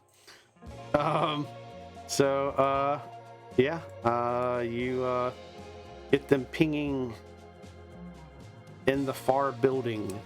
Okay.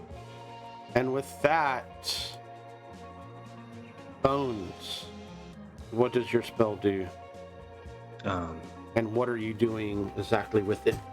She kind of, one by one, as she's sort of trying to walk forward to keep up with the rest of the group that's moving forward, she kind of just points across the birds. Do any of you see anything? as what a few of them call out, and you start to see other people.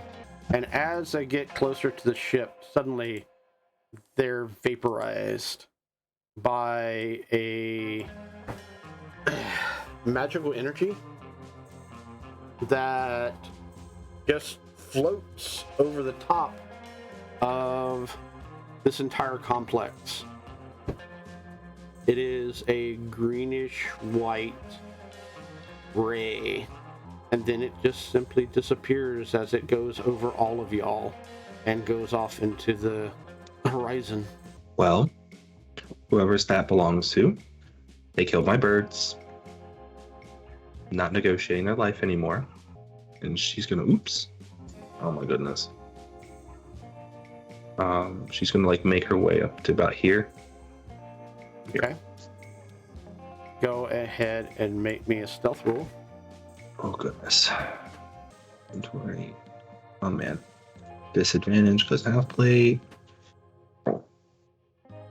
Oh no. That is a 10.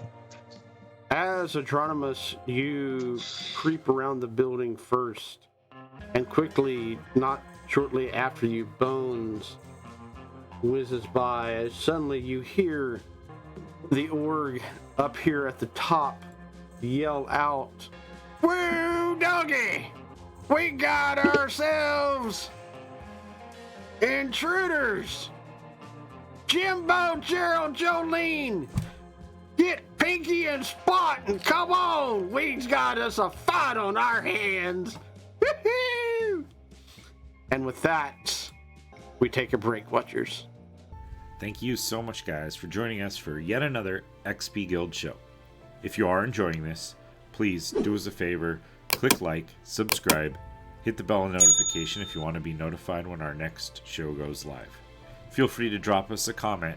We'd love to hear from you guys, hear your thoughts on the show, or anything else you want to talk about. I'd like to take a quick moment to say thank you to our friends over at Hero Forge, a Skycastle LLC product.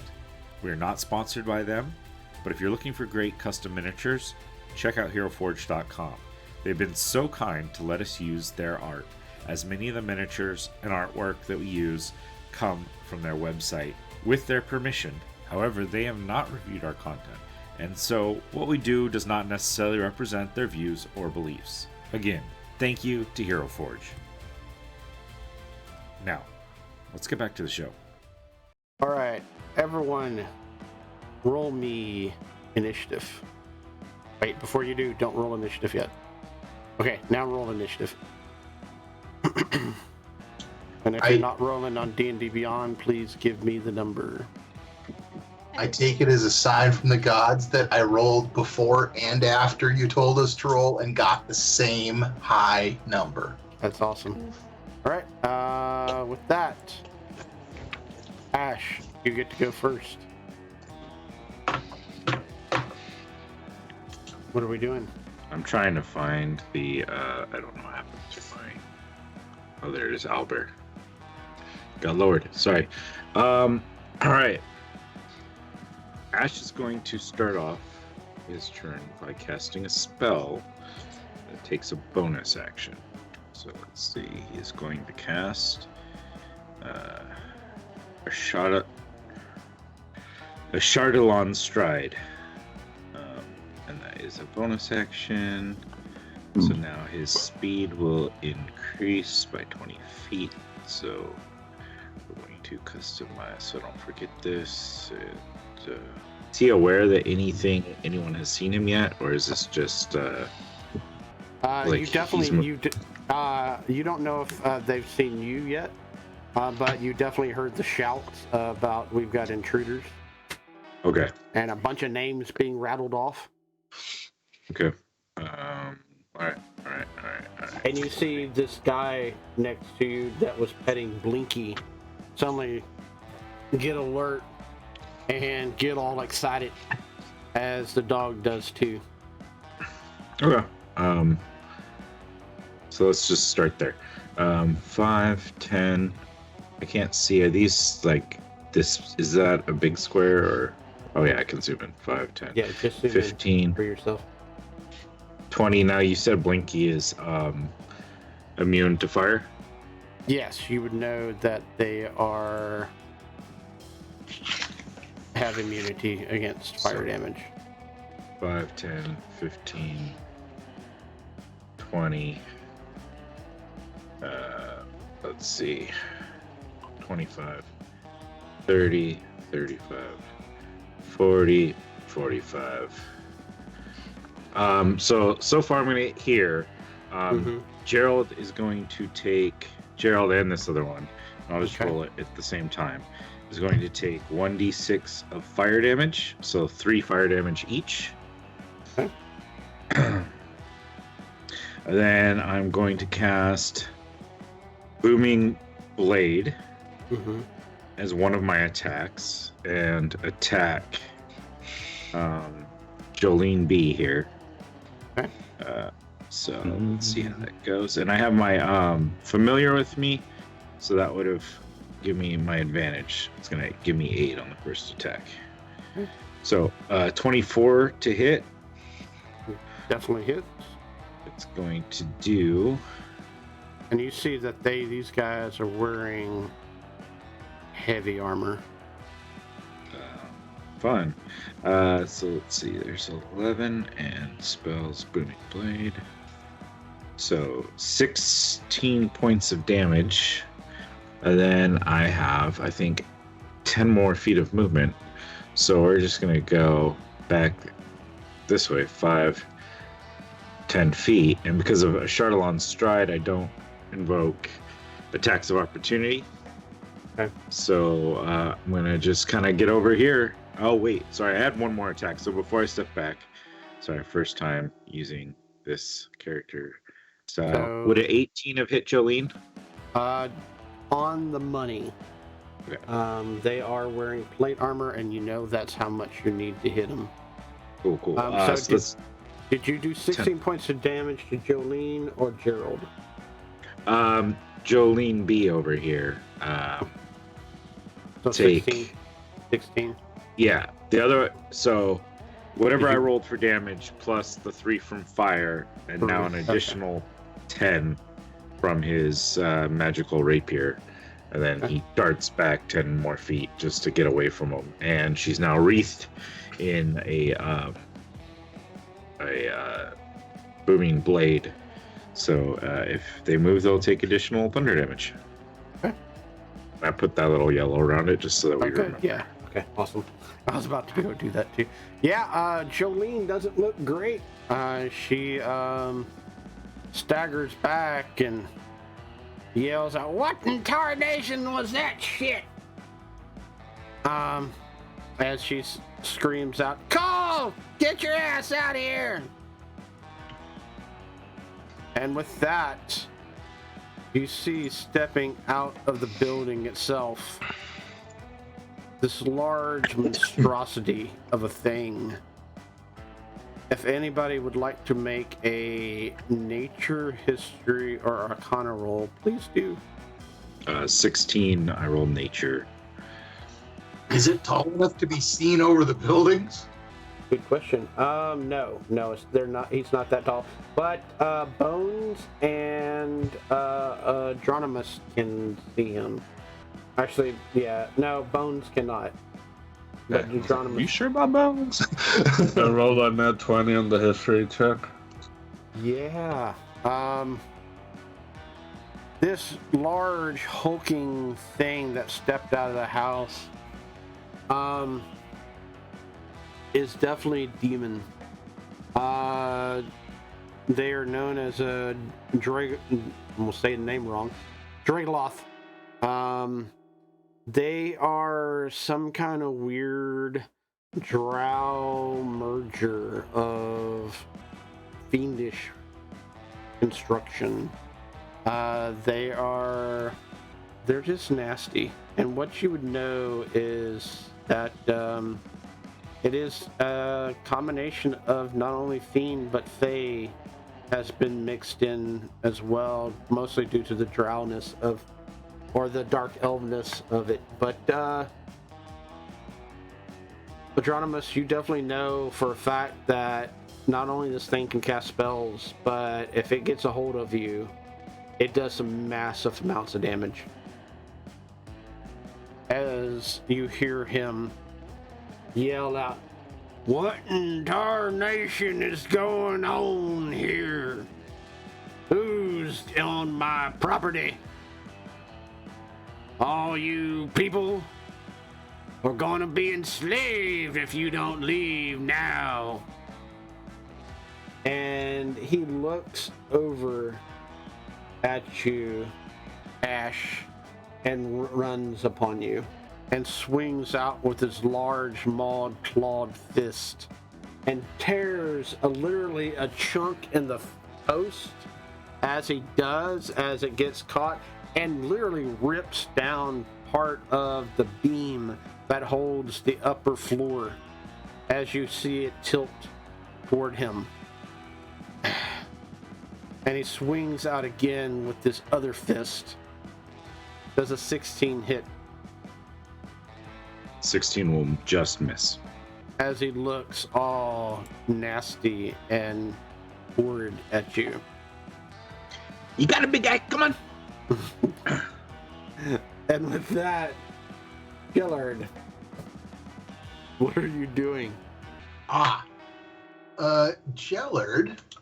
Sorry, the owlbear is being slow. Yep. Jellard is gonna move up to the corner there, and he's going to summon his psychic energy and cast forth a lightning lure towards that dog that's right there. Okay. So they must make a strength saving throw versus strength 12. That would be Blinky. Yeah. Strength 12, you said? Yeah, I probably should have used the different spell. Actually, can I change my mind? What now? Can I use a different spell? You mind if I change my mind? What are we using? I was just gonna, instead of, I was gonna lightning lure the guy, but instead I'm gonna use mind sliver. Okay. On Blinky? Yeah, so now it's an intelligence 12 save instead of a strength save. Yeah, amazingly enough, he rolled a 12, but he has a -2, so 10. He fails. So that is a fail, and he will take 7 psychic damage. And the next time he has to make a saving throw before the end of my turn, he subtracts a d4 from it. Okay, Did you call him a bad dog? Yeah. I didn't call him a bad dog. I made him think about why he was a bad dog. Okay. And with that, since you are purple, he will be painted in purple. Just remind me when it comes time for that. Is there anything else you would like to do? No, I undulate in a hostile fashion towards the dog, and that's the end of my turn. Okay. Jenneth, what are we doing? Well, everybody has left me. I can't see what's going on anywhere, so I don't see any danger.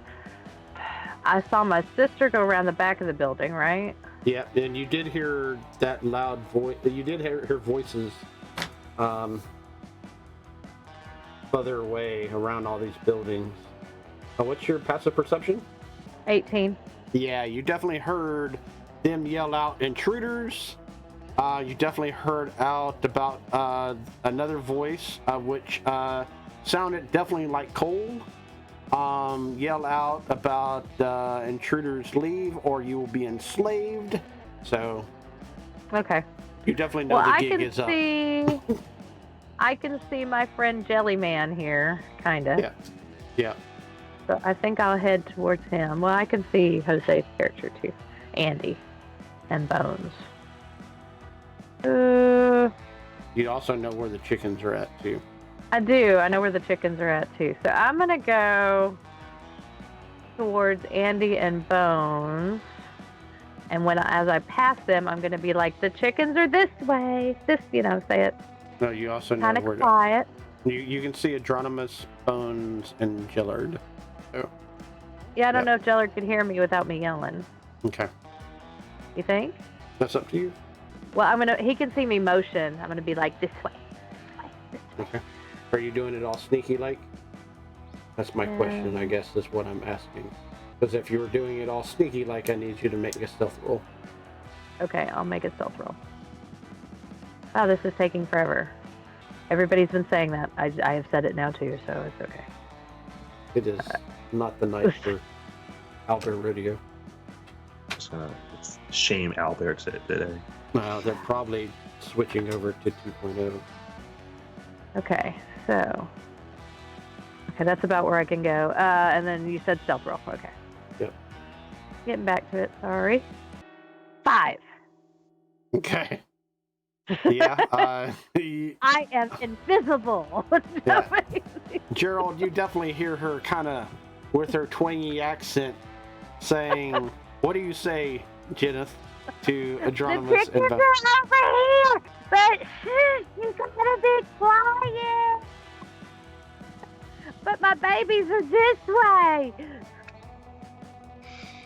Is there anything Samantha else? rolls her eyes from behind the building she's in. Is there anything else you would like to do, Jenneth? That is your movement, or at least some of your movement. I don't know how much you move.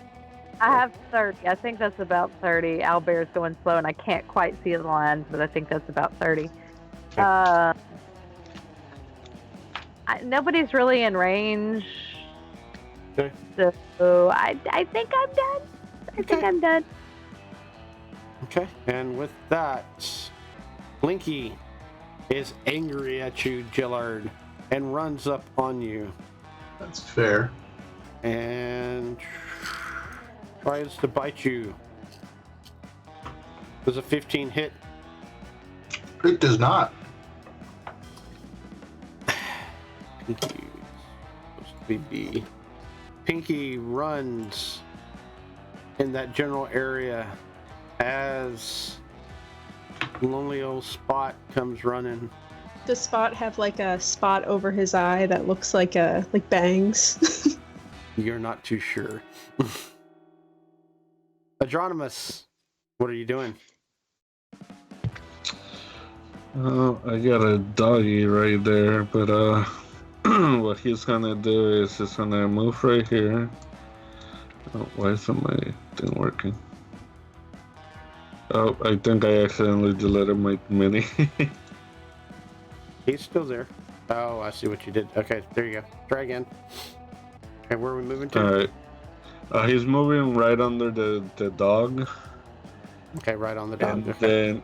then he's gonna far step, which is technically the blessing of the Raven Queen, and he's gonna go all the way next to. And that's the Jimbo. sound of how it teleports, right? Yeah, pretty much. So Okay. he's gonna step into the shadows, pretty much, like step forward and appear to the left of Jimbo. Okay. Okay, so now that I'm there, he's gonna cast Spirit Guardians, which have a range of 15 around himself, and make it so they don't hit any of his allies. Okay.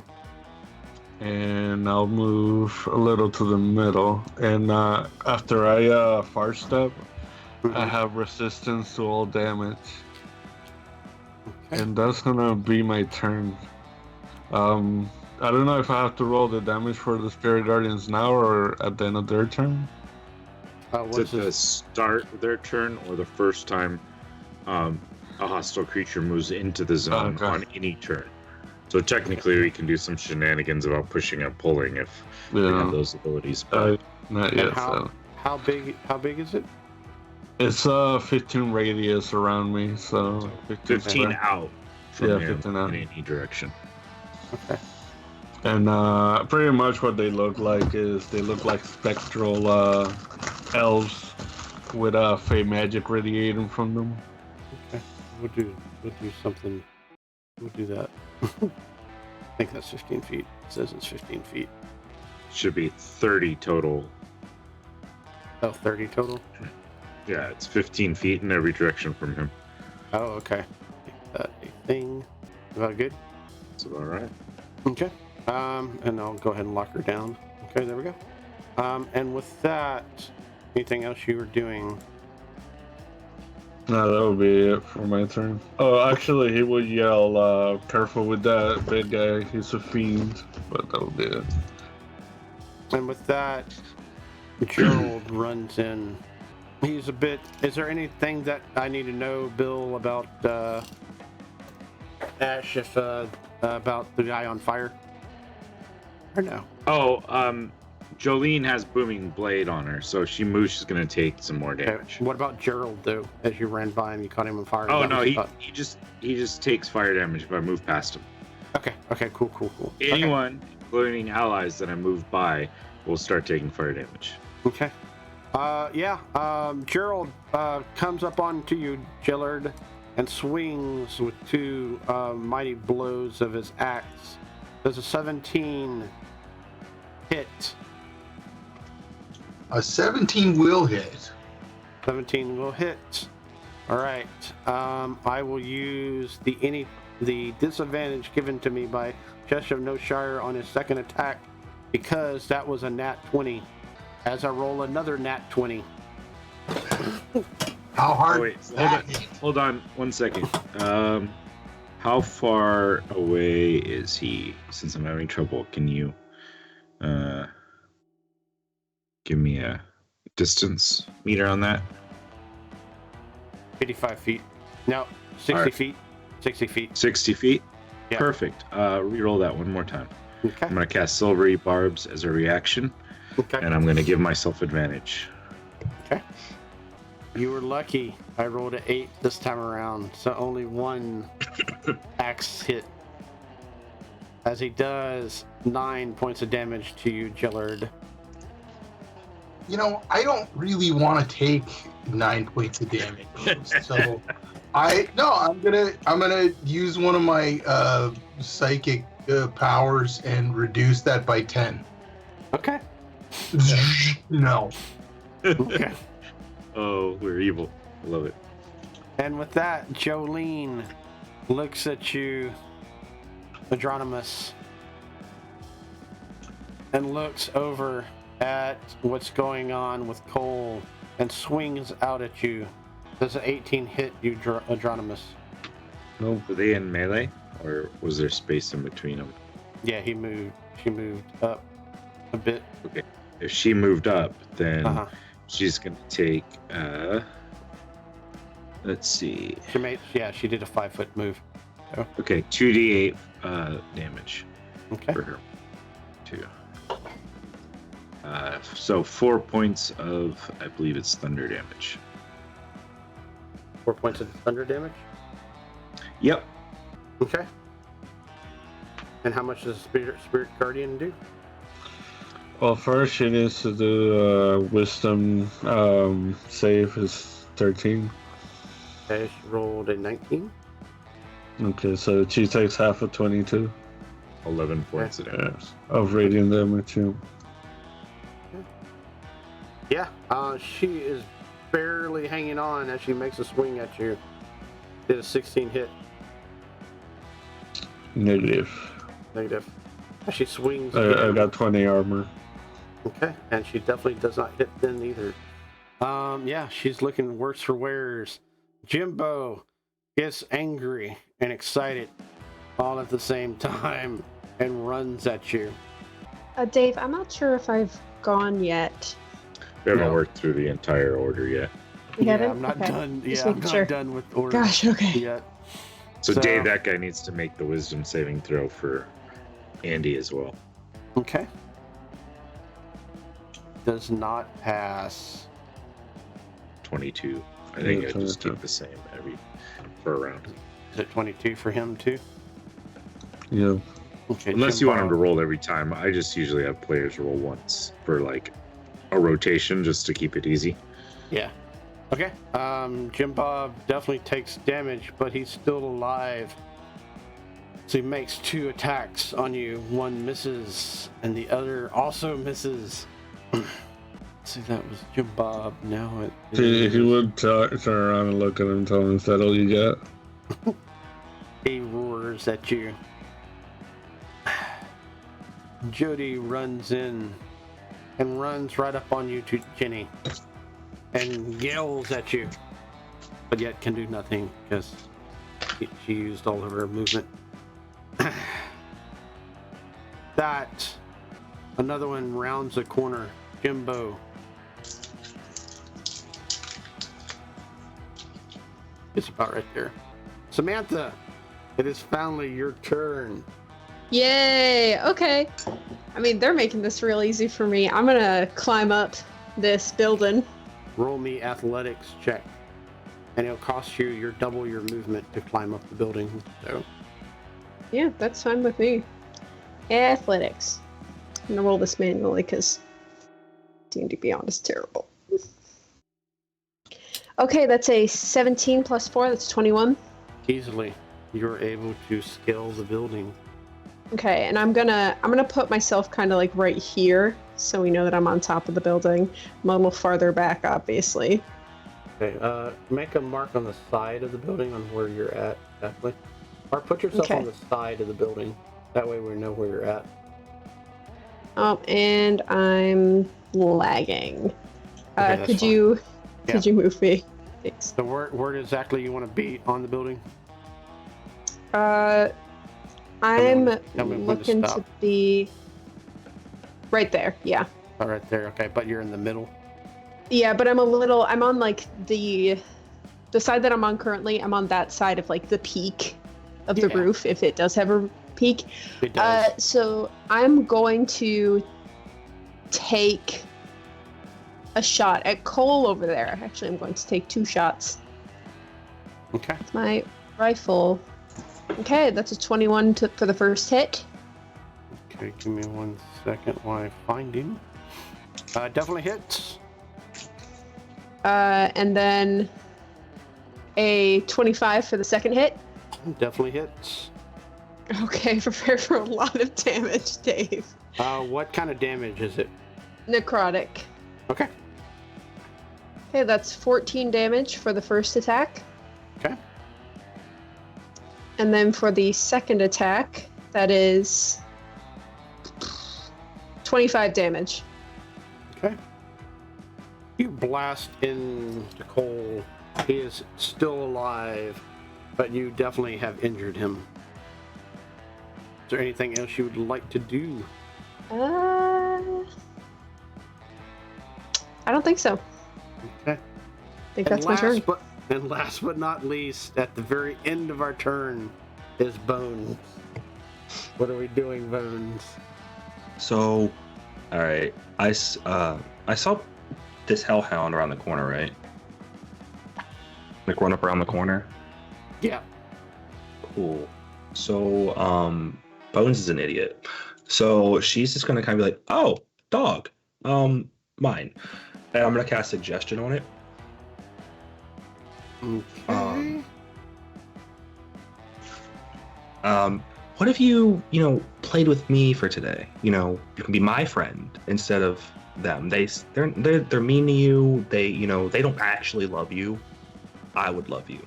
I would take really good care of you. What does the spell say? I can suggest a course of activity. Does it have a mental? Just as a creature, it needs a save. Doesn't say. Has it?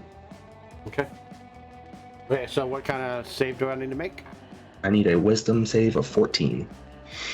Okay. It growls at you, and you see almost lava come out of its mouth as it is bellowing. If it fails, I'm gonna silvery barbs it. Okay, can you see it? You cannot see it.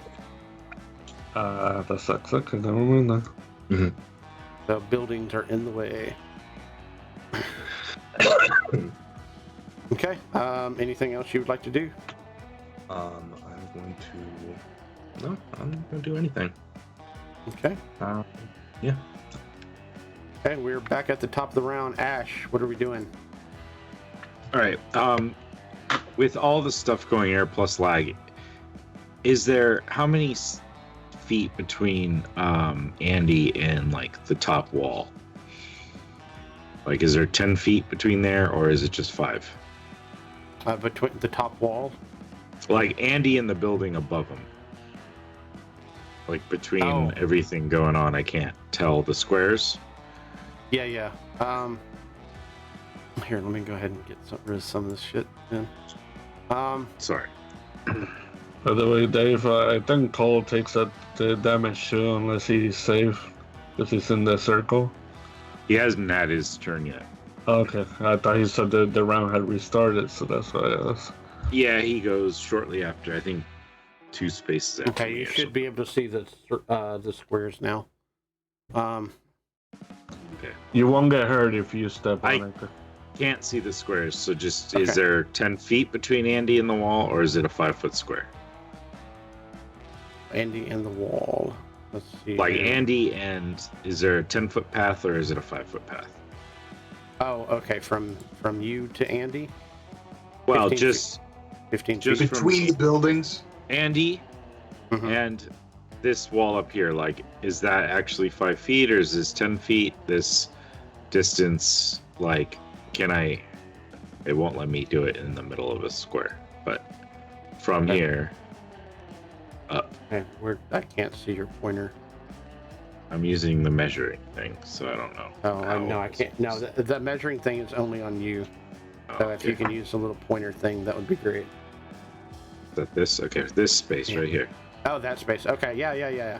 Yeah, the measuring stick is only for y'all. So that is 5 feet? Okay. Then maybe I'll do something different. All right. First off, let's start with Cole in front of me. So as a bonus action, before I get too crazy here, Ash is going to start to kind of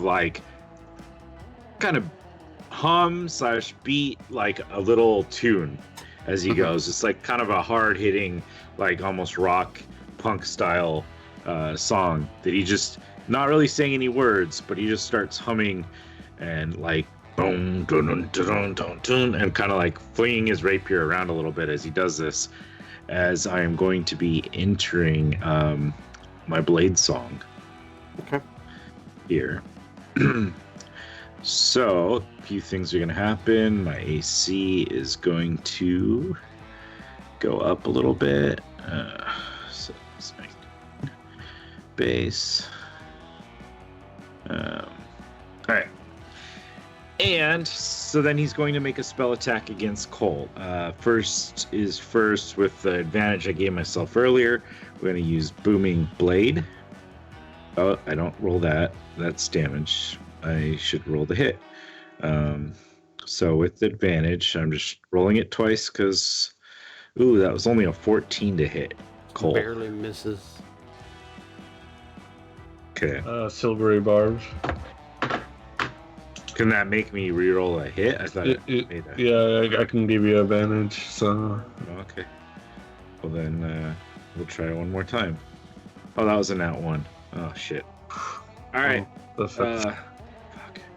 So Booming Blade missed. I'll take my second rapier attack at him using my familiar to give me advantage on that one. So right now we're sitting at a 26. Yeah, 26 to hit. Definitely hits. So we're gonna do 6, 11 points of magical piercing damage. Okay. And he's gonna say, "Oh, you want me to go away? All right." He's gonna dash through him. Not really dashing, but moving. 5, 10, 15 next to Jolene. 20, 25, 30, 35, 40, 45. Whoo! 50, 55, 60 will just dart into here, 65 over here. So we're going to do an extra d6 of damage to both Cole and Jolene. It is fire, so if Cole is immune, then don't worry about it. Okay. Yeah, go ahead and roll. I'm going to hit. So 3 more points of fire damage to Jolene B for sure, and Cole if he's not immune. You actually see him, the hair is kind of slightly singe on him. All right. So Jolene is B. And how many? 3 points of damage to Jolene? Yeah, 3 points of fire damage. How's it look as she only had 1 hit point left? He just and he's literally just darts past her, and as he swerves around this loop behind, this fire trail kind of flashes up behind him and just singes the back of her as she was focusing on Andy. And then there's literally on the ground as he moving 65 feet around, is just moving so quick that fire is forming behind him as he dashes in and out of places. Okay. And that'll be me. Okay. And with that, Cole, it is Cole's turn. So what do I need to make for the Wisdom 13. a wisdom 13, you said? Yeah, let me roll the damage since it's a new round. He fails, so. Did you skip me, Dave? No, you're not. Does 17 radiant damage? You're next. 17. As he takes damage from whatever it is, and he quickly moves out of the way of it. And then proceeds. By the way, his speed is halved. Okay, let's see here. Go ahead. You are not within that range. Nope. Okay. And with that, he just moves. Jellard, what are we doing? As you have a Hellhound, Blinky, and I sort of Jellard on you. Jellard. I just sort of wave one of my pseudopods in Gerald's direction. Just a moment, and I turn and flow towards Blinky, and I say psychically, "You've been a bad dog," and I cast Dissonant Whispers on him. What do I need to make? You need to make a wisdom saving throw, minus a d4 because I spiked your brain last turn. Mm-hmm. Okay, roll me that d4 then. Oh, you would like me to roll that? I see. Yes, it is your spell. Okay, all right, I'm going to do that. This is a big old 3, so minus 3, baby. Yeah. Versus a 12. He growls and snarls at you with no effect whatsoever. So, did he make his save? He did. He did? Well, okay, he's still gonna take half damage. Okay. Half of 11 damage, psychic damage. If he had failed, he would have taken the 11 the total damage and would have had to run away from me. Yeah, okay. Awesome. But he did not. He did now not. he just knows he was bad. Yeah. Is there anything else you would like to do? That's all I can do right now. So, yeah, I'll just continue facing off with these guys. Okay, Jenneth. Jody seems to be on you. Yep. You are correct. I am going to cast... Where'd it go? Entangle. Okay. And I'm going to cast it about right here. Mm-hmm.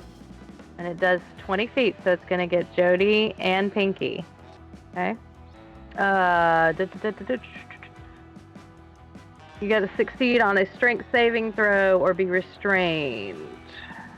Okay, what now? Strength saving throw of what? Strength saving throw or be restrained. I'm reading. Okay. Yep. What's the number do I need to make? Spell save DC 14. Ooh. Ooh. Yes. Jody, as it wraps around her and she is unable to move. Pinky, however, also fails as the vines wrap around both of them. What are we doing? Anything else that you would like to do? Let's see. I'm trying to see what happens to them.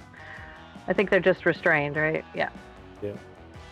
And they can't do anything. They can make a strength check on when it comes their turn. When it's their turn, yeah. I just want to be sure. Means I can't get an attack of opportunity on you because they're restrained. So. Oh, darn. Okay. So as my bonus action,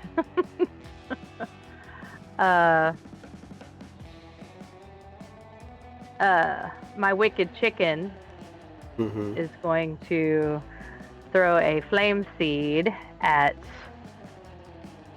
let's conveniently say Jody. Okay. Because Jody's right there. And that is going to be 14. It hacks it off and spits it wildly. Okay. Okay, fine. You still have movement. Yes. I still have movement, don't I?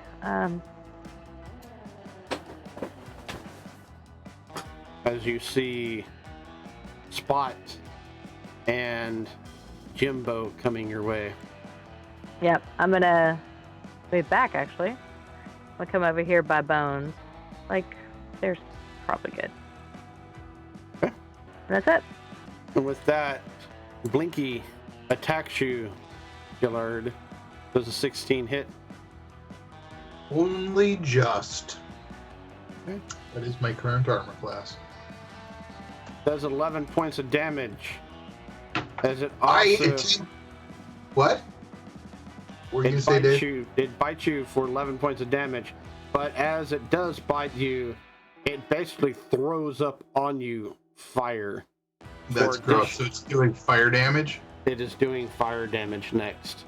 So you also receive 8 points of fire damage.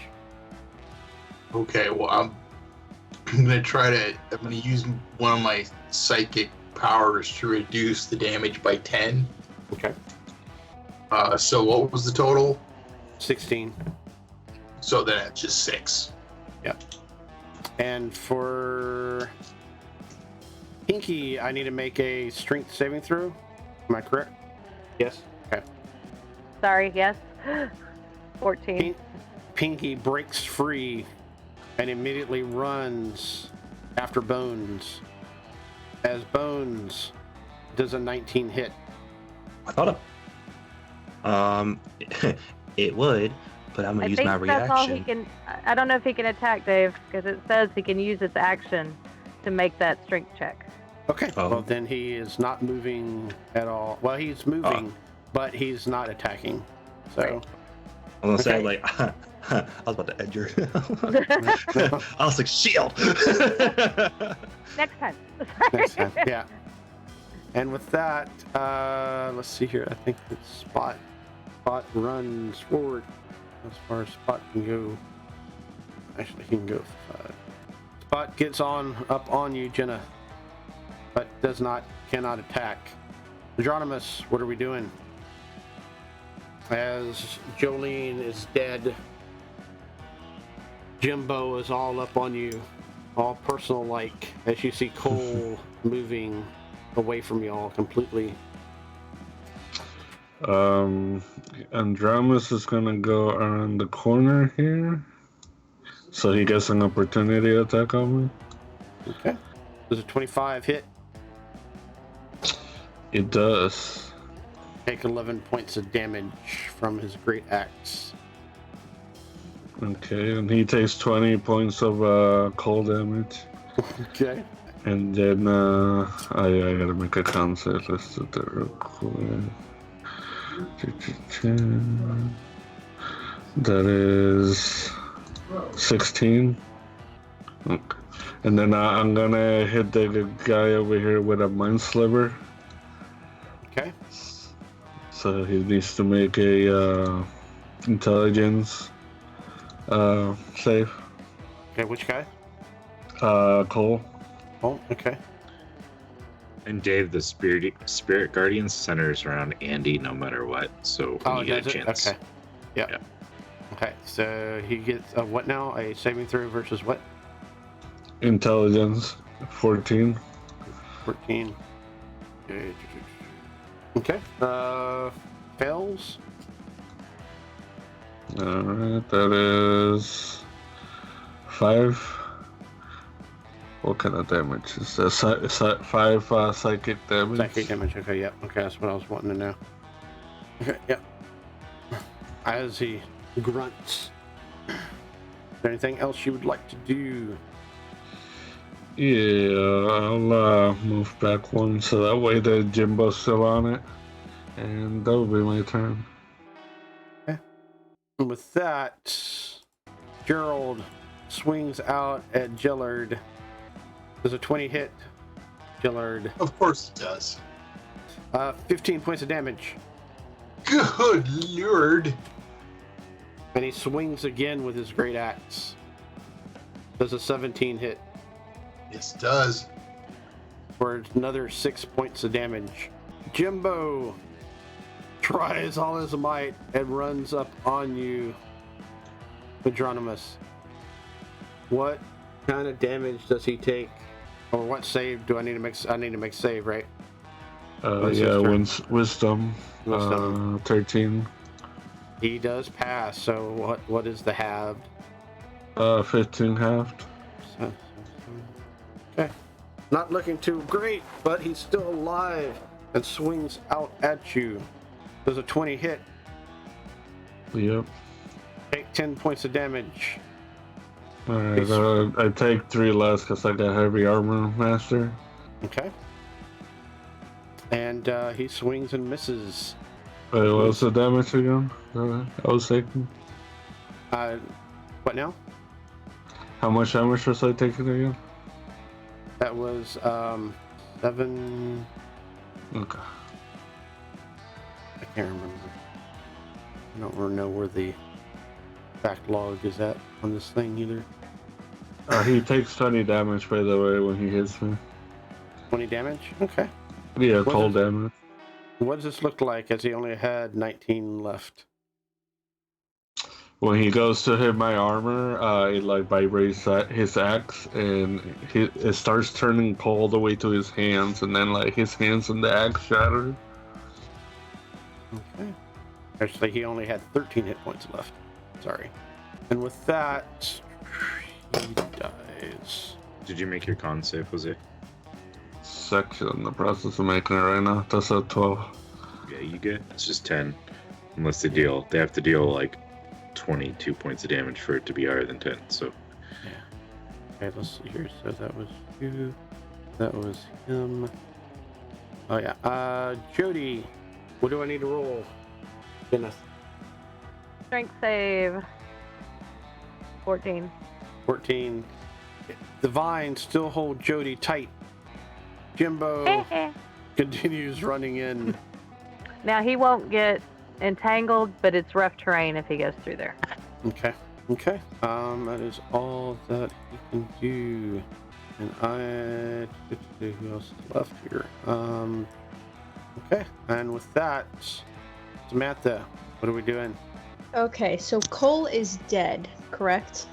Cole is not dead. He is not. He's hiding. Cole He's ran around the building.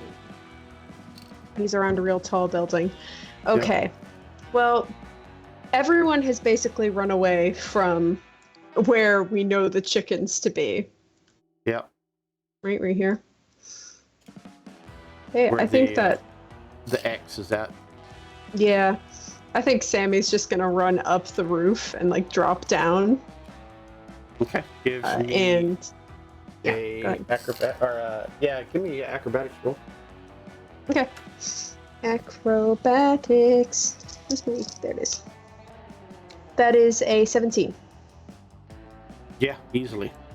And then I'm going to open that. Oh, I'm going to listen, and then I'm going to open the door. Okay, roll a listen check, please. That's my favorite. Would that just be a perception? Yeah, perception, please. Okay. That is a 17 again. 17. You hear the familiar clucking of abysmal chickens, or abyssal chickens. Not Abyssal. abysmal. Our chickens are high quality, Dave. They're abysmal because they got kidnapped. So Yeah. Okay, I feel like right now they're safest in. How's everyone feeling on our current situation? It's all good. It's all good? Okay. Then I think Sammy is going to she's going to bonus action Zephyr Strike. That's her spell. I move like the wind until the spell ends. Your movement doesn't provoke opportunity attacks. And it says once before the spell ends, you can give yourself advantage on one weapon attack roll on your turn. That attack deals an extra 1d8 force damage on a hit, whether you hit or miss. Your walking speed increases by 30 feet until the end of that turn. I think Sammy is going to... Let's see. I think Sammy is going to dash to right here. Her walking speed is 35. So she's just gonna make it over here. And I think that's just... It sucks that might be the end of her turn because it takes so long for the turns to come. But I really think that's all she can do for the time being. Adronimus, can friendly enemies move through your spirit guardian? Can you repeat that? I think friendly people can move through spirit guardians. Yeah, I made it so anybody in our group that won't be hampered by it. Okay, cool. All right, is that all that you can do? Can I check the door? Like this door to this little house? Yeah. Yeah, I'm gonna open that up. See what's inside. You see a blob of a thing inside. Go ahead and roll nature, history, or arcana. Let's do a nature. That's a nat 20! It's a lemur. Well, hey there. How would you like a job? They're not intelligent whatsoever as it begins to try to lash out at you. I close the door. Yep. With that, we move to Bones. What are we doing, Bones? So still on the dog page. A little frustrated. I'm going to hold up my hand and like a little black orb is going to appear and just rapidly expand as I cast darkness. Did you cast what now? The darkness spell? Darkness, because I thought you said dogness. I was like, that's not right. So a 15-foot sphere of darkness is going to be dropped probably right here. Okay, yep. I'm going to just use this right now. Let's see. Didn't help. A creature with dark vision can't see through this, and non-magical light cannot illuminate it. If the point you choose is an object you're holding, the darkness emanates from the object and moves with it. I'm actually going to connect it to a bone that I have from my satchel and kind of like toss it on the ground. Okay, and where are we roughly tossing it to? Right about here. Oh, right there. That's the center. Okay. So nothing. You are considered blinded if you can. are inside it, I'm assuming. Because it is magical darkness. Okay. Bones can see in it, by the way. Just Okay. as you know. I have the double-sided world application. And she's just going to walk towards the hellhound that she can see clearly. Mm-hmm. And let's try this again. You're coming with me. Okay. What do I need to roll? I was gonna say, can I make an animal handling check with that? Oh, yeah, for sure. Go ahead and make animal handling check. If that's cool with you. Yep. That is an 18. What do you have in your hand? Probably another bone. Okay. It snarls at you, but sniffs and grabs it out of your hand and begins chewing on it. With that, we go back to the top of the round. Ash, what are we doing? All right. Man, he doesn't want to Oh, leave wait. Cole. Oh, go Dave? for it. With a bonus action. Mm-hmm. Oh wait, no, I can't do that. Never mind. No. I can't do 2 spells at the same turn. No. You Shit. also use your... No, yeah, my bad. Sorry. So, with 60 feet of movement, he's gonna go all the way up to Cole from his hiding hole. Yep. And as he goes by Sam, he's gonna be like, "I'm sorry for this," and you're gonna take 4 points of fire damage, as will Cole if he's not immune. Okay. 5 points of cold... fire Four damage, you said? 4 points of fire damage to Sammy and Cole. Another question, which I didn't think about this earlier: how flammable are these buildings I'm running around? Oh, yeah.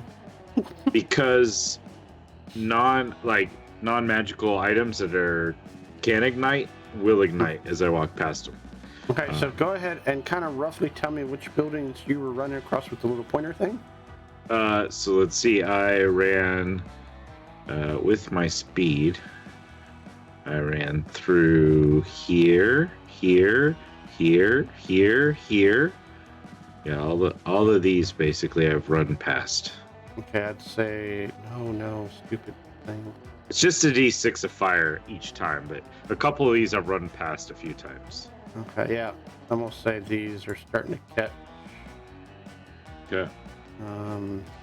ones that you've run by a few times. So, and I know you've run past that one a few times too. So, okay.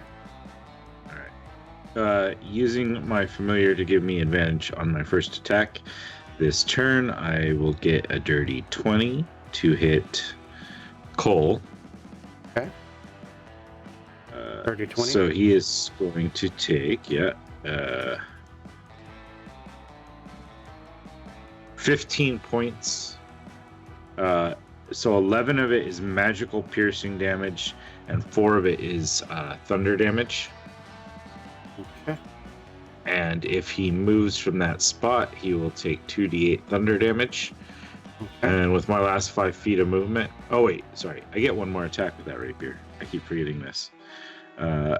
And 17 to hit him. Definitely hits. Okay, cool. Just 6 more points of magical piercing. And then with my last 5 feet, I'm going to step back and away.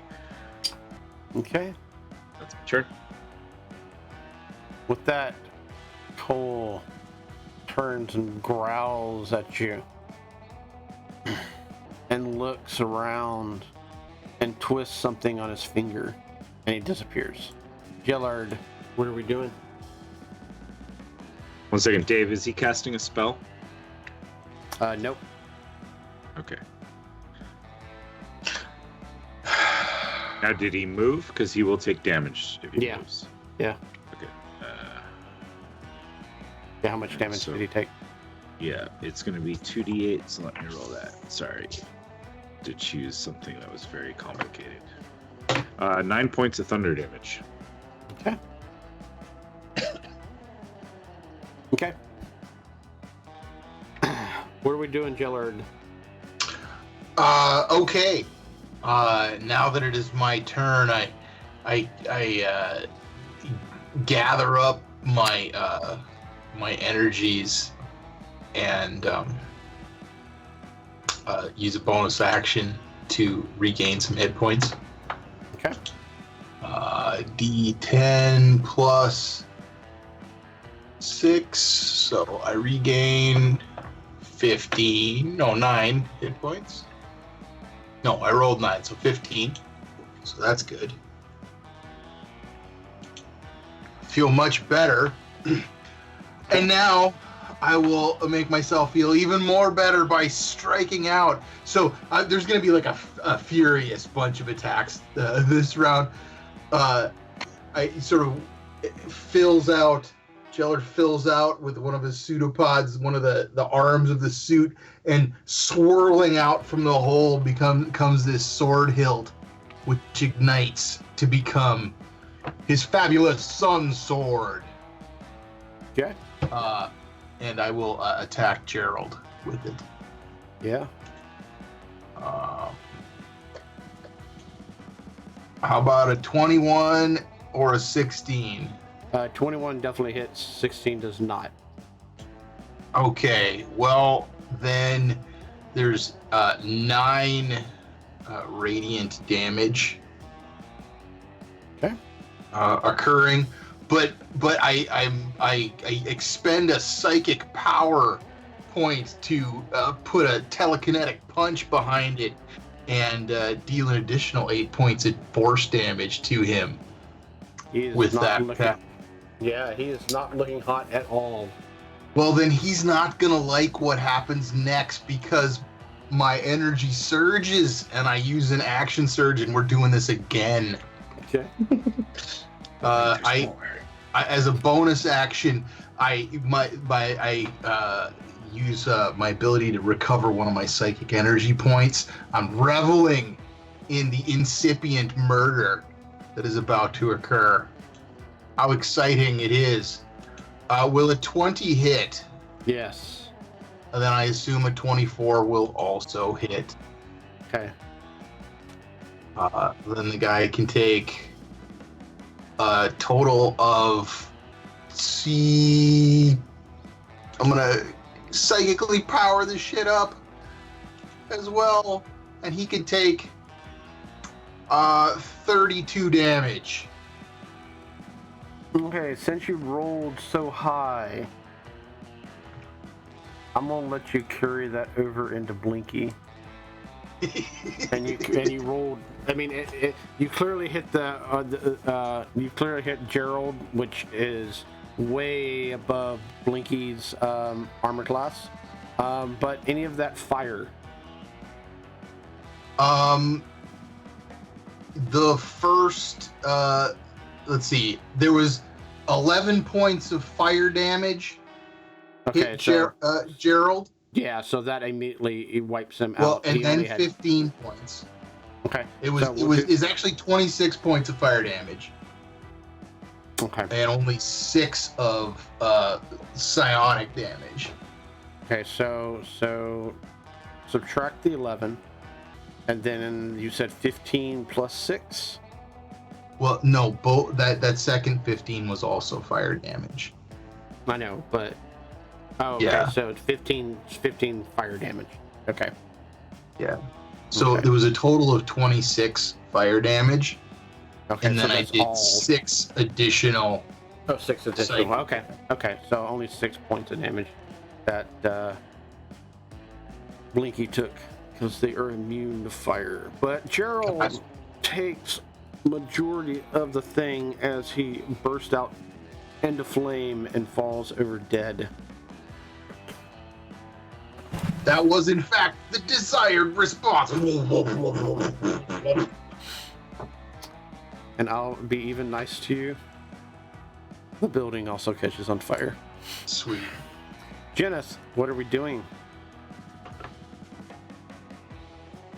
As you cannot see, unless if you can see in total darkness, magical darkness. No. All right, Wicked Chicken. I need you to get me out of here. So, my chicken, I'm going for a bonus action, is going to use teleport, fiery teleportation, Okay. and we can move up to 15 feet. Okay. And it does some damage, possibly. So if he moves me like 5, 10, 15, so I'll go between these two guys. Okay. These two. Mm-hmm. Let me read this correctly. Each creature within 5 feet of the space that the spirit left must succeed on a dex saving throw, DC 14. Okay. And what happens to them? Or take 1d6 plus 3 fire damage. Okay. So probably nothing for the puppy, right? Yeah, nothing for the puppy. And then Jimbo, however. And what is the dexterity? 14, DC 14. Yeah, passes. Okay, that's fine. And then it is time. I'm going to conjure animals. Okay. And I'm going to conjure 8 abyssal chickens. Okay. And the link works and I have their stats up. And it says they get their own initiative roll unless you want them to go on my roll. They'll go on your roll. Okay. Okay. Anything else you would like to be doing? I'm assuming they cannot attack this turn, correct? Yeah, I'm not gonna say no. Yeah. Okay.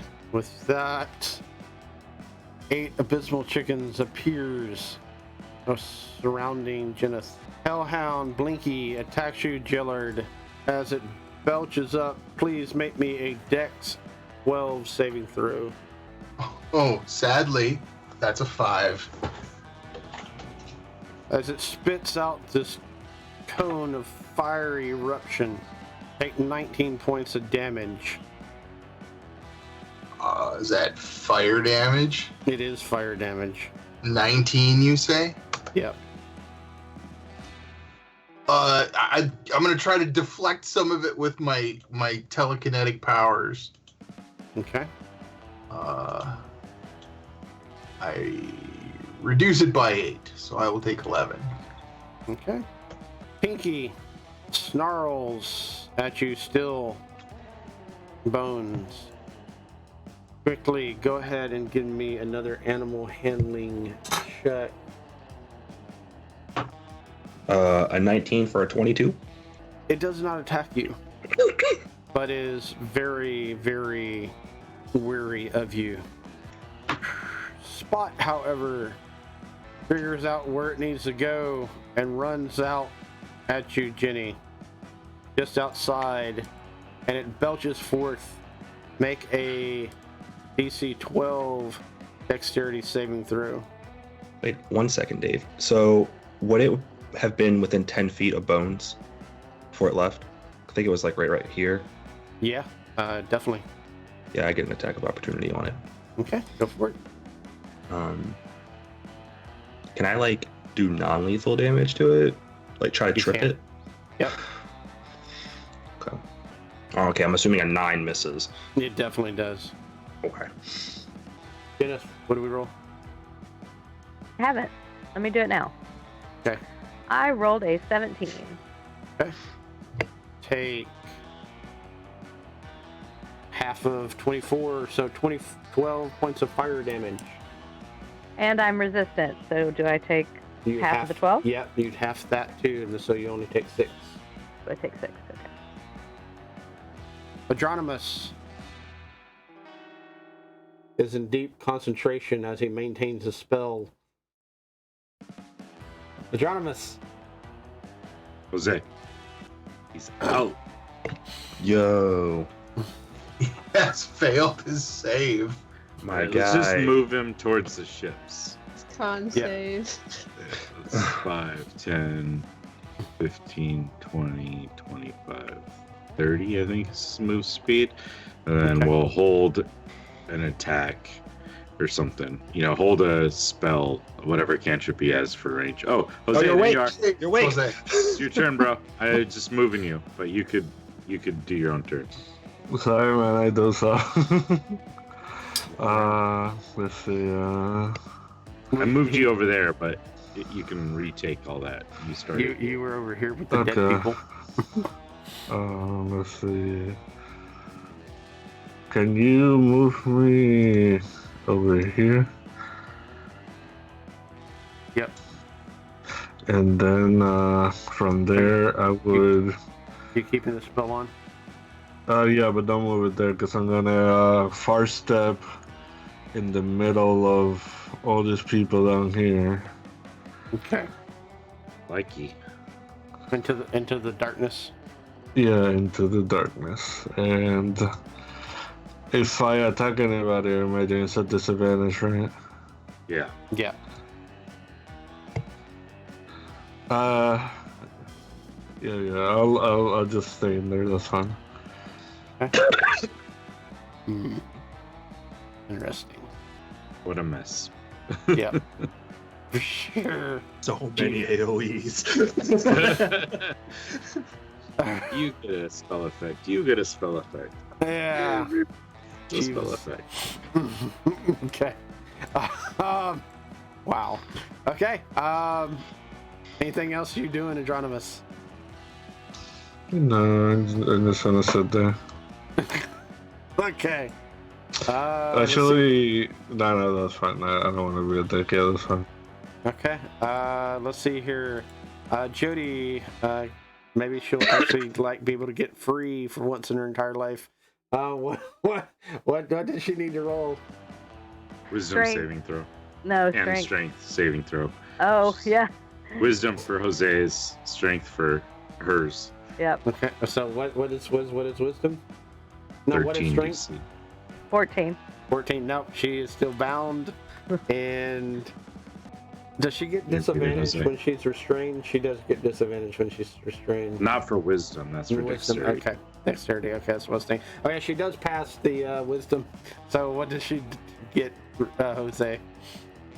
What is her present? She doesn't get hit with it because when I cast it, I said that my allies don't get hit. No, Jody. Jody. Oh, Jody is not Jody. your ally. Gotcha. Bad Jody. Bad My bad. All these people with J names, man. Yeah, Yep. a lot going on. Welcome to Hillbilly Town. That's 15 radiant damage and speed is halved. Okay. With that, we go to. Who else? Oh, he's also okay. So he is blinded, and he needs to also make a wisdom saving throw. This would be Jimbo. Where'd my thing go? There it is. Jimbo. Wisdom fails. Jimbo is not as wise. How much? What's the damage? The 15 he rolled last time, just use it. Yeah, it was 15. 15. So. Okay. Okay, and let's see if he's smart enough to get out of this pit. Nope. Stupid thing wanders deeper into it. Samantha, what are we doing on our perch way up above that you actually moved into the fire and hellhole of everything? What are we doing? Yeah, so I'm going to Misty Step Uh-huh. up here. Okay, so how far can you Misty Step? 30. 30. You can get to the balcony. Yeah, I right can there. get right up to the edge. So, That's the balcony. So yeah, there's a balcony right there. so I'd like to do an investigation or something to try to find out where Cole went. Okay, investigation, or I could do survival to sort of track him. His footprints are there in the dirt, and that's it. I mean, like knowing the kind of ring he has. I mean, have we encountered this guy before? Roll me history. That is a 15. Not directly. But you know he's extremely crafty, and he is in the salvage and scrap business. So he could have anything on him, really. As someone with the spell Misty Step, would I be able to recognize what he did as a Misty Step? Roll me Arcana check. Okay. Ooh, that's an 18. You think it might not be Misty Step, it might be something stronger. Okay, with that Arcana that I just rolled, do I have a feeling like he just plane shifted, or Not that strong. did he blink? No. Okay, what As far could as you I know. sort of determine? Some kind of teleportation. You're not too sure exactly what.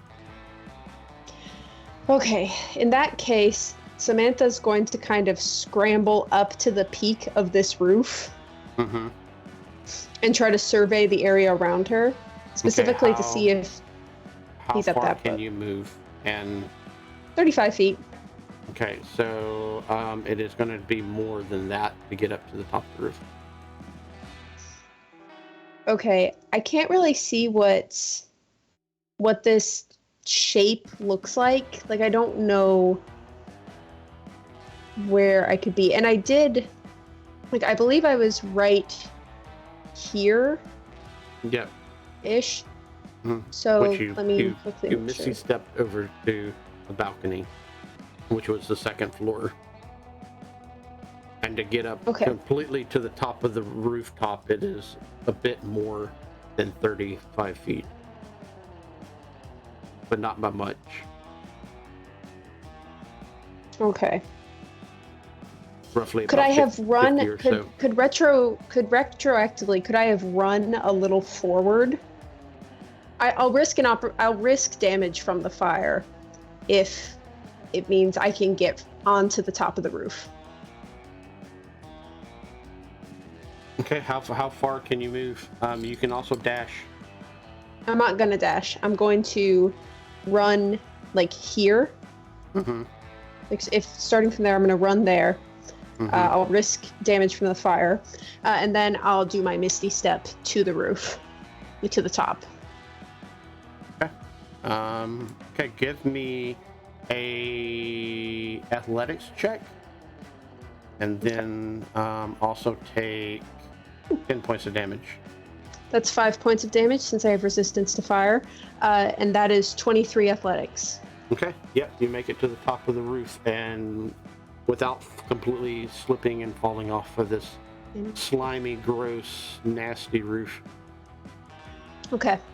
I'm gonna move, an additional 5 feet up, because I think I have 5 feet of movement left, to try to get a better view around me and see, like, is Cole going for the boat?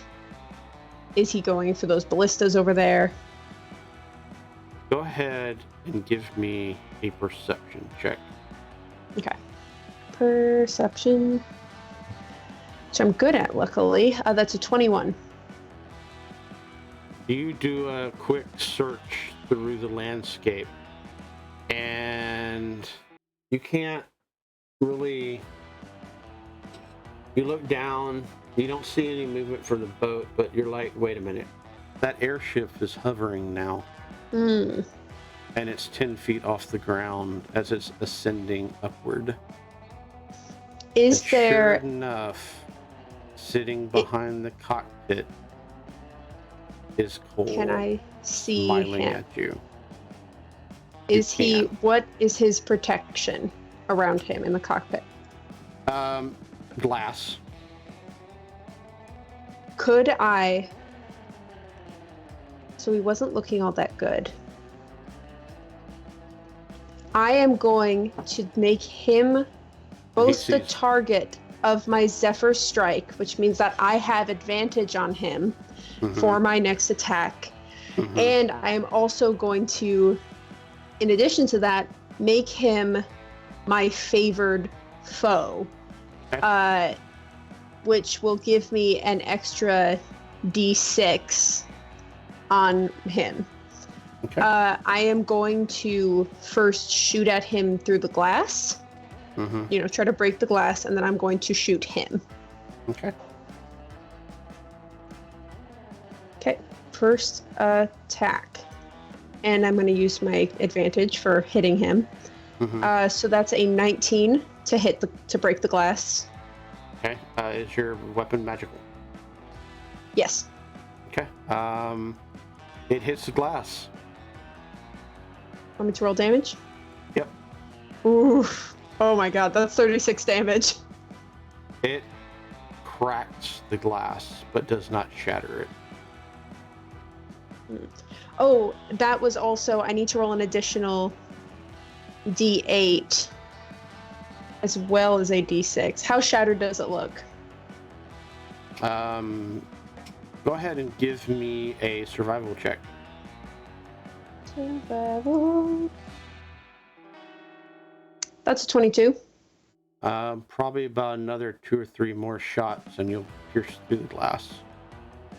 I guess in that case, can I take a look? Because you also, Where are the when you hit it, hovering? when you hit it, magical barriers were flickering, and it seems they have layers of them. What is making this boat lift up? A helm. He's A sitting in helm? What's the floating mechanism? it. Magic. Where is the magic located? He's sitting in it. I'm mostly asking if there's something external I can destroy. Yeah.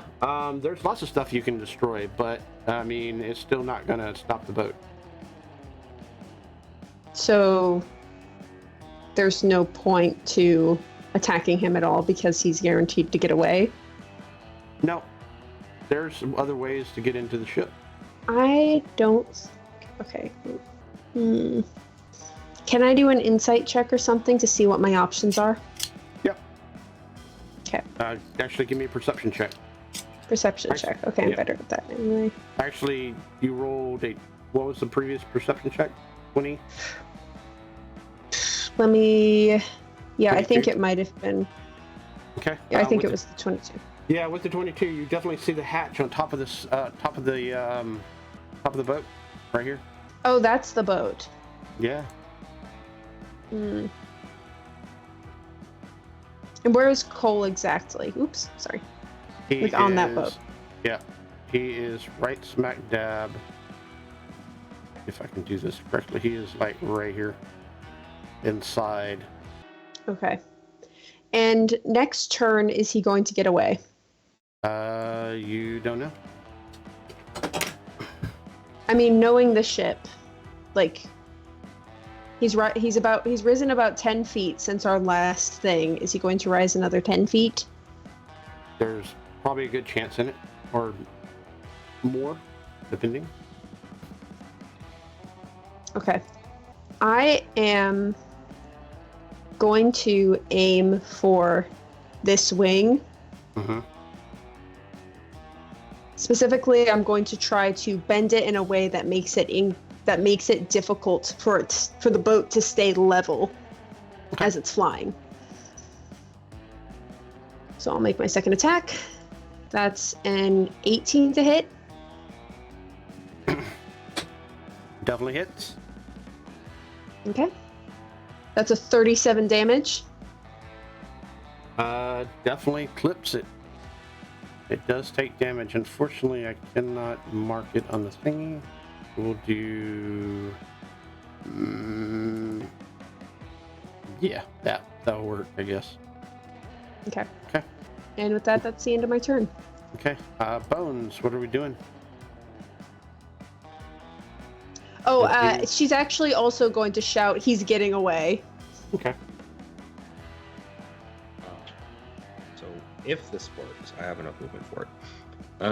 I want to try to grab Pinky and kind of like lead him, if he'll let me, with like a bone in one hand and like if he has like a collar, like kind of like guide him out of the darkness, like to like right here. Okay. and drop a couple more for him to stay there. Mm-hmm. And then I'm gonna turn back around, walk back into this shit, and go after Jimbo. Okay, so go ahead and roll me animal handling again. 21. I think he is B.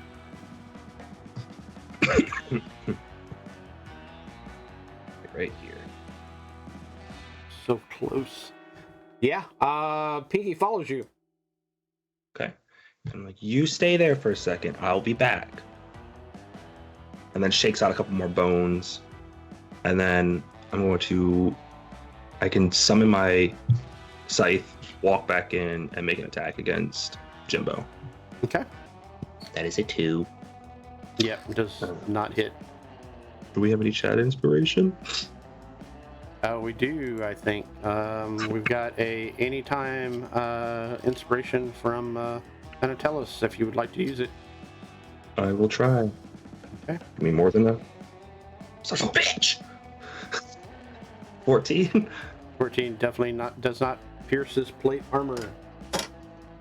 Okay. I'm gonna use. Do I still have a bonus action, or would leading Pinky out in that? Yeah, that would be leading Pinky out would be your bonus Okay. action. Okay. Okay, and with that, we're back at the top of the round. What are we doing, Ash? All right, so Ash had already been planning on going to check the ship, but when he hears Sam call out he's getting away, that's his first direction he's going to go. So I kind of did the pre-measure to speed it up. 65 feet's right here. How far between me and the cockpit opening? Like, where the cockpit is? So the cockpit from you... So the way the ship is, it's got underneath the cockpit the cargo bay doors. Mm-hmm. And the cockpit sticks out from underneath that, so it's like at an angle. Okay, So I don't need to walk there. I just want to know, like, direct line, the quickest route. I mean, you can see him. How far? From where you're at. I mean, it's 20 feet like this, but I don't know, like, angle up what you're gonna count. 25. So. Okay, so I'm gonna say 45. 45 feet. All right. As my action, then I'm going to dash right underneath it. Mm-hmm. Then I'm going to Misty Step into the cockpit as a bonus action. So I'll be standing right next to Cole. He's going to take a D6 of fire damage. I don't know if he's, what he's got for that. Yeah. Go ahead and roll anyway. 4 points for that. Okay. You remember, little hairs burn on him a little bit. So. Yeah, I remember something, so I'm assuming like he's got resistance, but yeah. So I'm gonna appear right next to him, Okay. And I still will have some distance, so I'm gonna just kind of dart back just so that he's got to move to me if he wants to attack me. But I'm gonna be in the cockpit. I don't know what that looks like, but I don't have that up, so that's fine. I get you. I mean, I just moved like over 100 and something feet in one turn. Yeah. So I get. All right, and now it's my turn. Okay. Cole, still piloting the airship,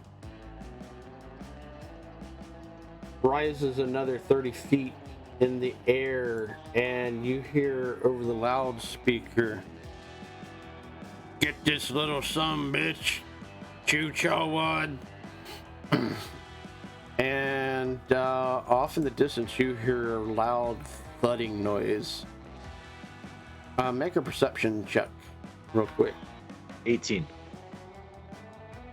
Yeah, off down the way, you see a clay golem coming towards you. Okay. Okay, and with that, it is Gerald's turn. Gellard's turn. What are we doing, Gellard? Gellard is locked in that age-old struggle of slime versus hell dog. Yeah. He's gonna turn towards Blinky and extend a dozen pseudopods towards him and cast the lightning lure spell. I think because the guy's already right next to me, he's just automatically in range and just takes the damage. Yeah. Okay. All right. Do I need to make a save or anything? No, it's normally a target must succeed on a strength save or be pulled up to 10 feet in a straight line towards you, and then take lightning damage if it's within 5 feet of you. So it was already right there, within 5 feet of me. So I think it just is going to take some lightning damage. I mean, he failed anyway, even if it didn't take any damage, you know. So okay, so go ahead and roll damage. Have 8 lightning damage, please. Okay. Yep. You shock him. He's still alive though. Well, anything else you'd like to do? I scream furiously in hostile emanations towards him. Okay. With that, Jenneth, with her onslaught army, what do you wish to do? It's a flock. Okay. Flock of chickens. Hello. Anyway, so what I'm going to do, it's a flock of chickens. Or flock of chickens. Is I am going to use the spell Snare. Mm-hmm. And I'm going to cast that like right here. Mm-hmm. So you know what that does, or do I need to read it? You need to read it. Okay. Snare. As I cast the spell, I use a rope to create a circle within a 5-foot radius on the ground or the floor. When I finish casting, the rope disappears and the circle becomes a magic trap. So the trap is invisible, requiring a successful intelligence check against your spell Deceive when it is activated, I guess. When it's to be discerned. So, okay. So the trap right here. triggers. Do it again. I was off that map. Like right there-ish. Okay. So I'm putting it where when he moves, it's going to activate. Okay. And then when it activates, if it succeeds on its dexterity saving throw, or be magically hoisted into the air, leaving it hanging upside down 3 feet above the ground. Gotcha. So that's when he moves. Okay. Now, I'm going to do is as a bonus, so he doesn't get an opportunity attack, I'm going to teleport with my wicked chicken again, 15 feet. So, up here. Mm-hmm. And then, I've already done a spell, I've done my movement, Mm-hmm. and then all my chickens are going to come around and attack Jody. Poor Jody. Okay. They get multiple attacks, so they each get 2 attacks. So how do you want me to roll this? Just roll it in one big clump. Okay. And they get advantage because she's like restrained and shit too, so. Actually, how many points of damage does she do? Do the chickens do? Yeah. They're going to do, the first attack will be a bite, which is 1d4 plus 2, and the claws will be a 1d6 plus 2, which is the second attack. Okay. So, just go ahead and roll once with advantage. Yeah, because they're attacking as a flock, so Yeah, however you want it. roll once as advantage. Okay. If you need advantage from chat, we have plenty. That's a 14, but they have pluses. 14, 15, 16, 17, 18 to hit with the first attack. Okay, right on the money.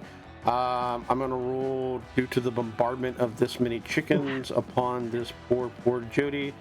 She dies. Okay. They don't even get their second attack.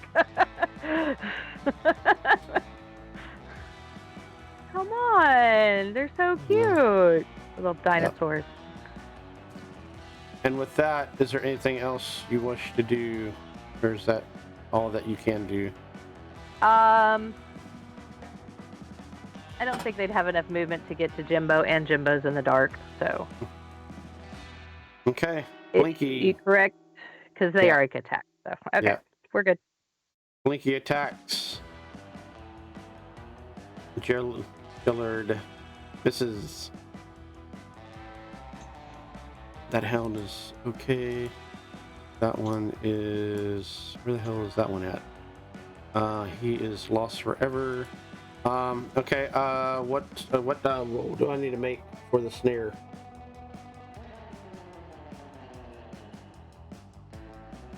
You're muted, by the way.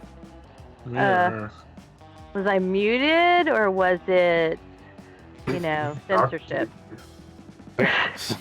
So go ahead and what do I need to roll? Dexterity saving throw. Okay, fails on that. What happens with that? Magically be hoisted into the air, leaving it hanging upside down 3 feet above the ground. It's restrained until the spell ends. Okay, so the other points of damage, what else do I need to make? A wisdom saving throw. Wisdom saving throw 13. 13. But when it gets hit with damage, I want it to be non-lethal because I don't feel right killing doggies. Okay. How much points of damage? Tell you in a second. That's me. I'm like, we'll 16. just tie it up. Yeah,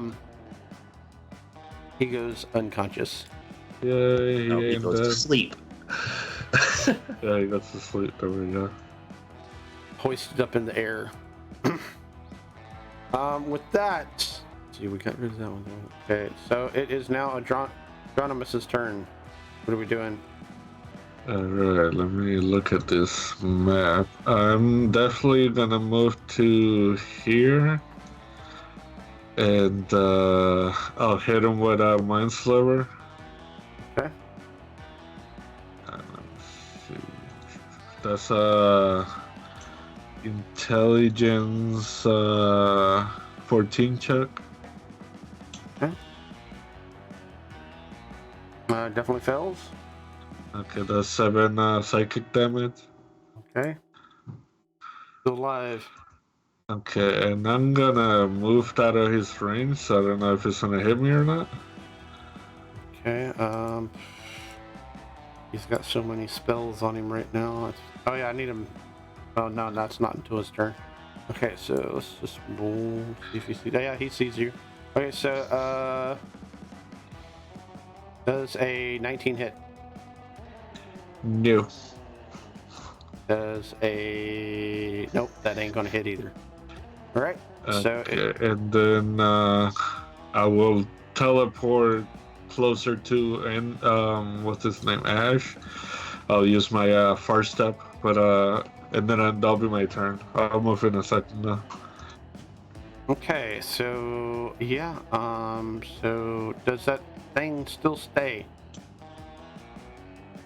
For Spirit Guardian, or does that get moved too? No, it comes with me. Goes with Jose. Okay. Okay, it can be moved now. Okay, so right now he's only blinded, so, okay. So, And that's my turn.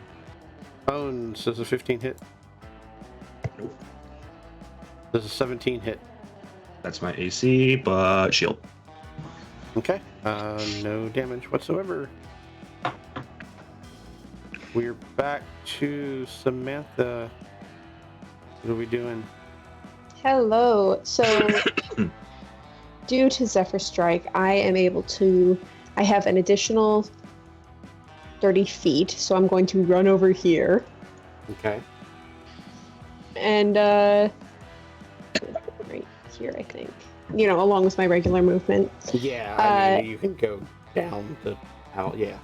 Well, I'm just staying there, and then I'm going to also Misty Step Okay. on top of the, Are you, okay, on- question, are you doing it on top or inside? I think I'm going inside. Okay. So blip yourself? And how big is the cockpit? I mean, It's pretty good size. I mean, it's got the Far helm. enough for me to be 5 feet away. Oh yeah. Y'all Okay. can both get up close and personal with Cole. Yeah, As you- so I teleport. As you do, your passive perception is what? My passive perception is 15.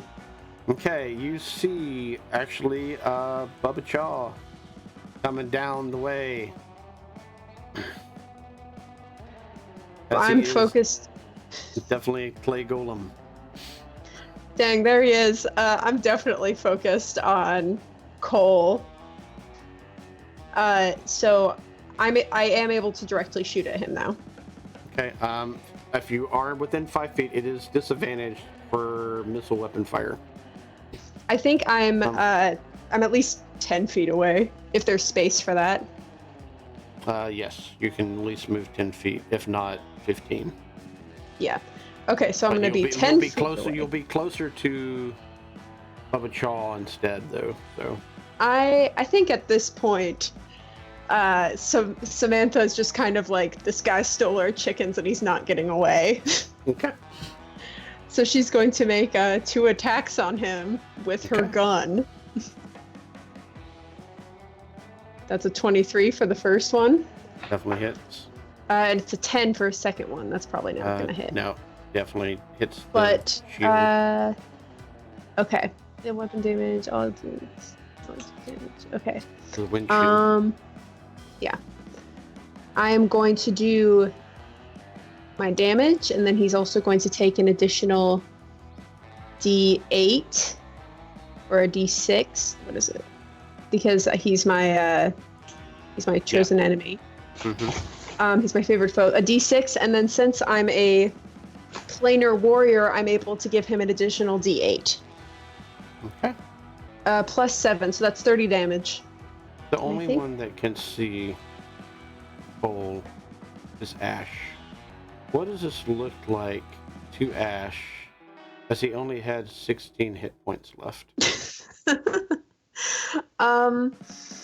I think she just, whatever Cole was doing, whatever he was saying to Ash,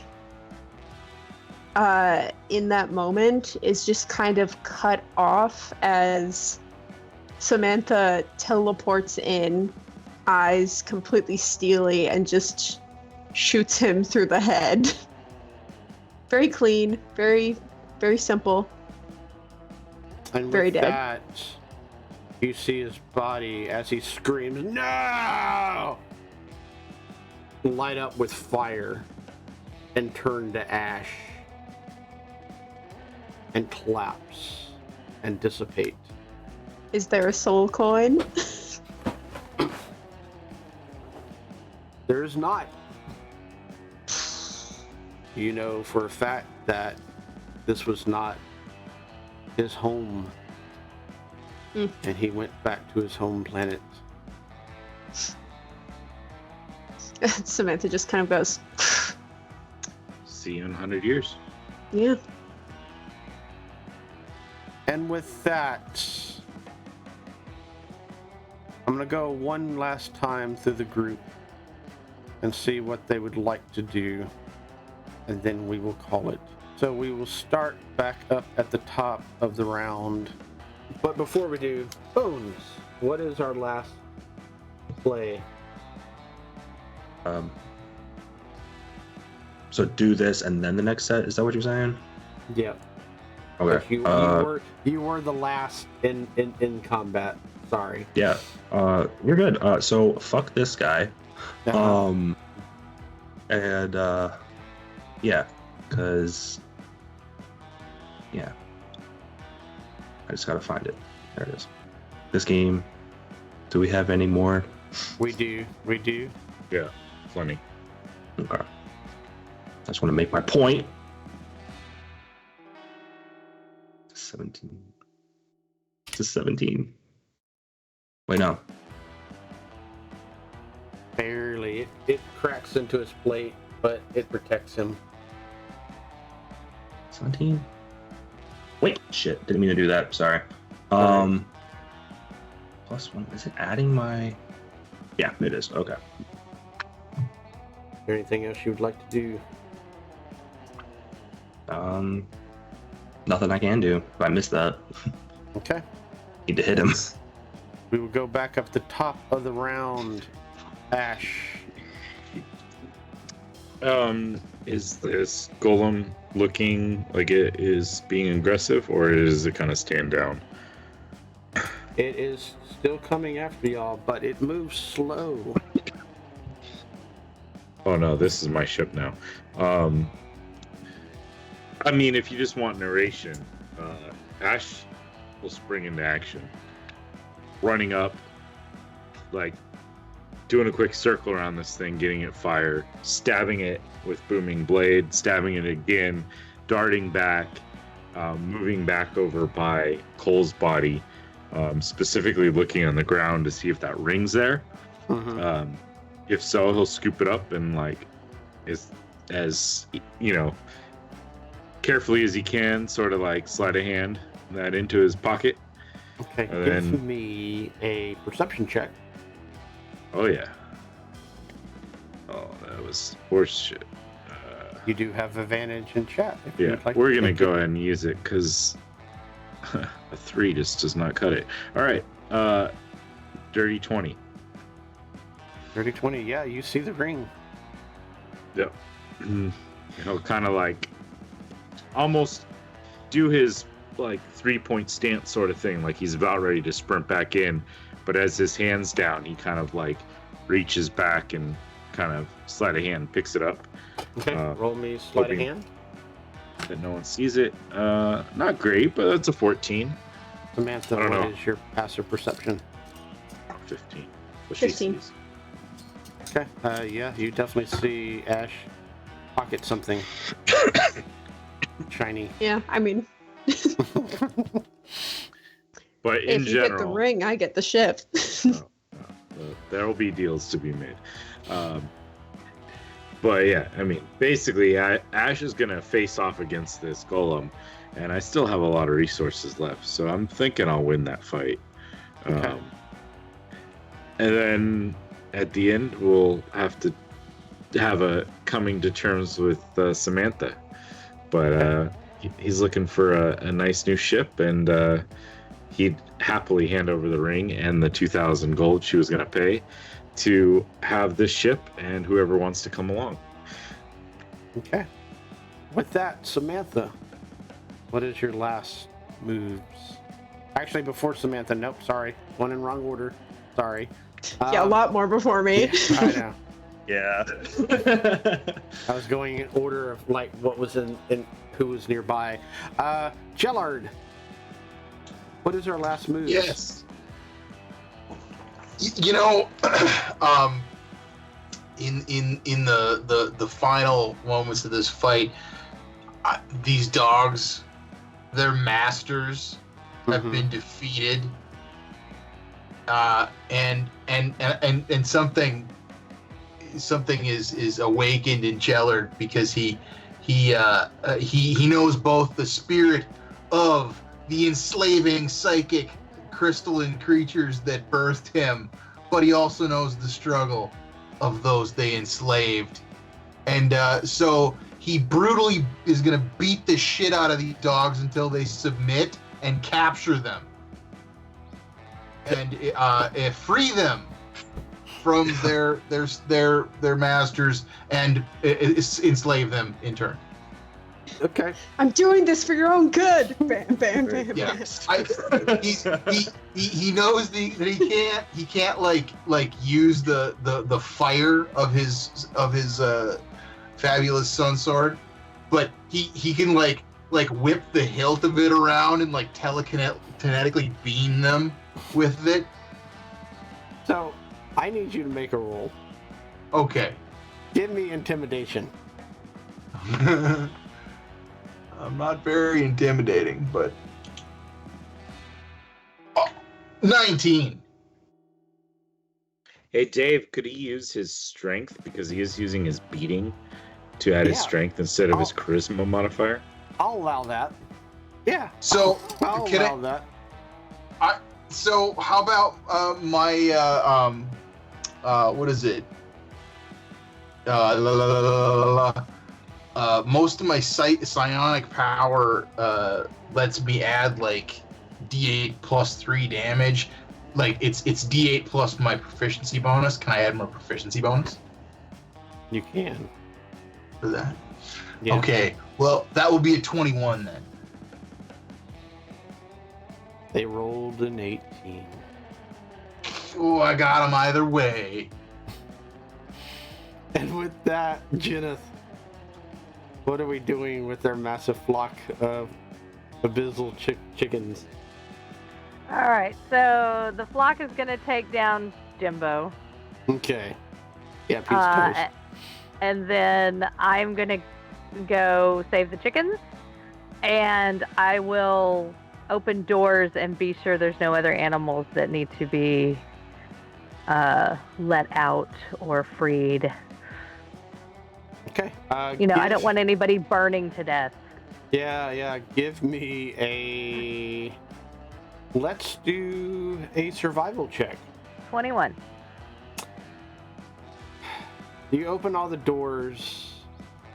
The lemurs run out. Some in chaos, some burning. They look like giant marshmallow people. The chickens that you came for, you gather all them all up. And within the other building, roll me 2d4. 7. 7. You free 7 mortal slaves. Aw. Okay. So I tell them, like, they're people slaves? People-ish? Yes. Humanoids? So I tell them, help me free everybody else. Get all the animals out. Don't touch my chickens. Kind of a passive intimidation. So go ahead and just we'll go do It's kind persuasion. of like fire in her eyes and she's crackly. Has that aura about her. Intimidation, you said? Yeah. Okay. 14? 14. Yeah. They start obeying. As soon as most of them run out the door, they begin yelling and screaming and becoming pockmarked by the acid. 2 of them fall down dead. Oh well. I tried. They were free when they died. They died free slaves. Burning building, acid, I don't know. Adronimus, what are we doing? Well, after seeing that they took care of Poe, he would turn around and with control flames, he would start putting out all the flames, and then he would heal the group up. And if Ash mentions, anybody wanting to join his expedition, he would end up joining them. Are you helping out in the fight at all against the golem? Yeah, I mean, we're not gonna do that like battle-wise, alright? I mean, that is up to you. This will determine on how many hit points Ash has lost. Well, I mean, if they're still fighting that thing, I guess I would go in there and help him first. So I would heal him up and help him fight the golem. Then I go back and, put out the fire. Okay.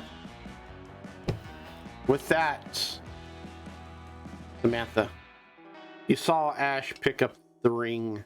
The golem is on y'all. How on is on, y'all? A fiercely brutal, nasty. He has a ton of bricks for hit points. How close is he? Fairly. So more than 5 feet. Definitely not 5 feet, but Ash moved on him quick. And eventually, Adronimus joined the fray. Yeah, I mean, I think... I honestly think Samantha's just going to unload on him. Okay. Just Zephyr Strike, get that additional damage to be able to move freely. Because Zephyr Strike also allows you to be able to move without having to disengage. and not provoke any opportunity attacks. So I think she's shooting him a lot. And with that, after a bit, each of y'all take a third hit points down. But y'all defeat the clay golem family. Bones, you are the last.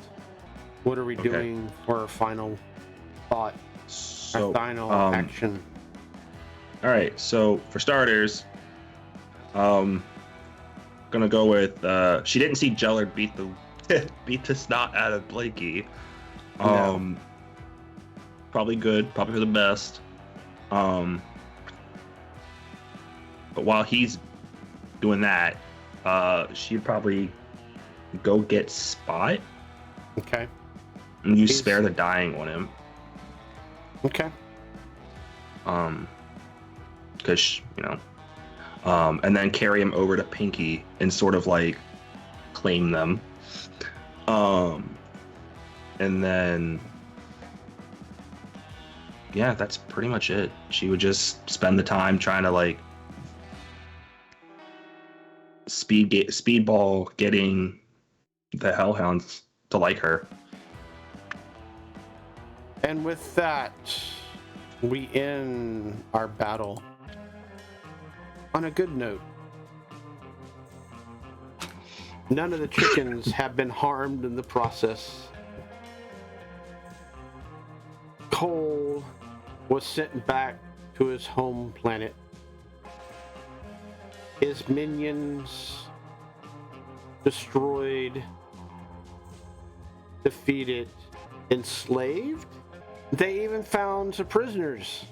Unfortunately, due to the toxic atmosphere, 2 of them died.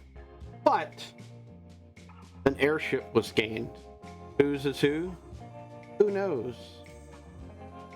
But maybe we'll figure that out at a later time, watchers.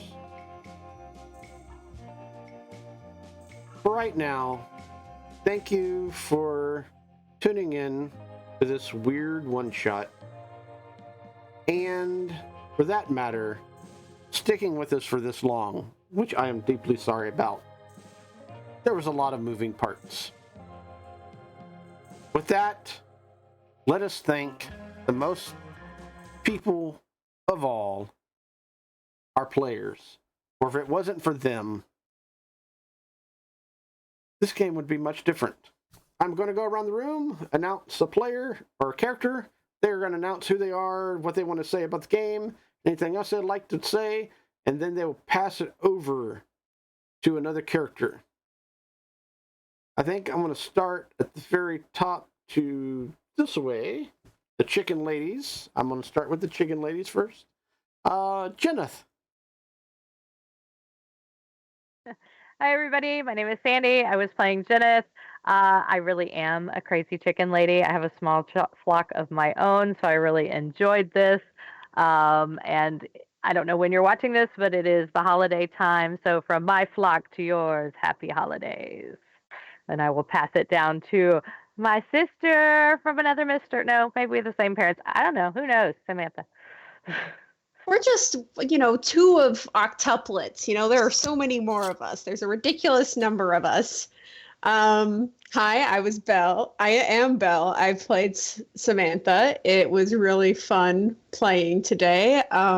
Dang, guns can be a lot of fun in D&D. With that, I'm going to pass it off to, I guess, the shipmaster, Ash. Deep thoughts. Also known as Bill. Yeah, sorry. Dealing with real life stuff. Yeah, I really dug this character. I wasn't sure, but man, that just darting around the battlefield, moving super quick, casting spells, bamfing around, taking no damage while I'm doing all that. It's I don't know. I might have to play something like Ash in the future. If not, just enjoy the hell out of him when we reprise his roles. Thank you, everyone, for joining us here, and check us out. We have Dave's running another game in the morning. In like, what is this? 12 hours from now? About 12 and a half hours from now. Yeah, 12 hours. So, I'll put up the link. If you're here on Twitch, join us then. If not, check us out on YouTube. I am catching up on editing as far as things because we're doing more like fast and dirty edits versus hardcore in-depth. So if you want to join the fun, or if you missed any of the other shows but you enjoyed this one shot, jump in and start catching up on all those. Check out the podcast. We try to get them out on Tuesdays, but we do at least one a week. Drop in there.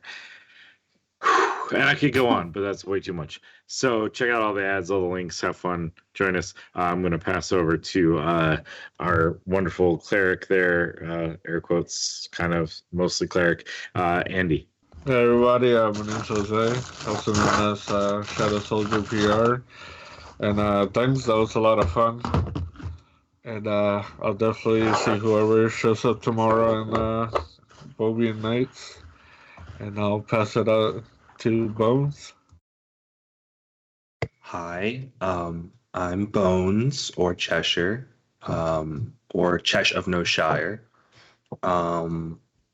Bones is creepy as shit, and I've been sitting on a character that's like her for a while, so one-shotting her was fun. Hopefully I got some puppies out of it. If not, that's disappointing. And that is pretty much it. I will give it down to the Goo Man. Thank you. My name's Nathan, and I've been playing Jellard Fold, who he's honestly one of my favorite characters in a long time. I hope to get a chance to play this guy again. I didn't realize he was quite as amoral and evil as he is, but apparently that's just how he rolls. So that's my story. Dave, thanks for the game. I'm going to kick it back to you. Yes, thank y'all so much, players. So much. And not only did they get all that fun stuff, but we're going to probably do a chance to treat it like the Kobold game, where this is episodic, and we'll probably run it again with now they have a ship, and as well as a new level. So everyone is 8th level now. With that, I think it's that wonderful, wonderful time that we tell our lovely, lovely audience, aka our watchers, good night, so long, see you next time. Keep an eye on your bones. Alright.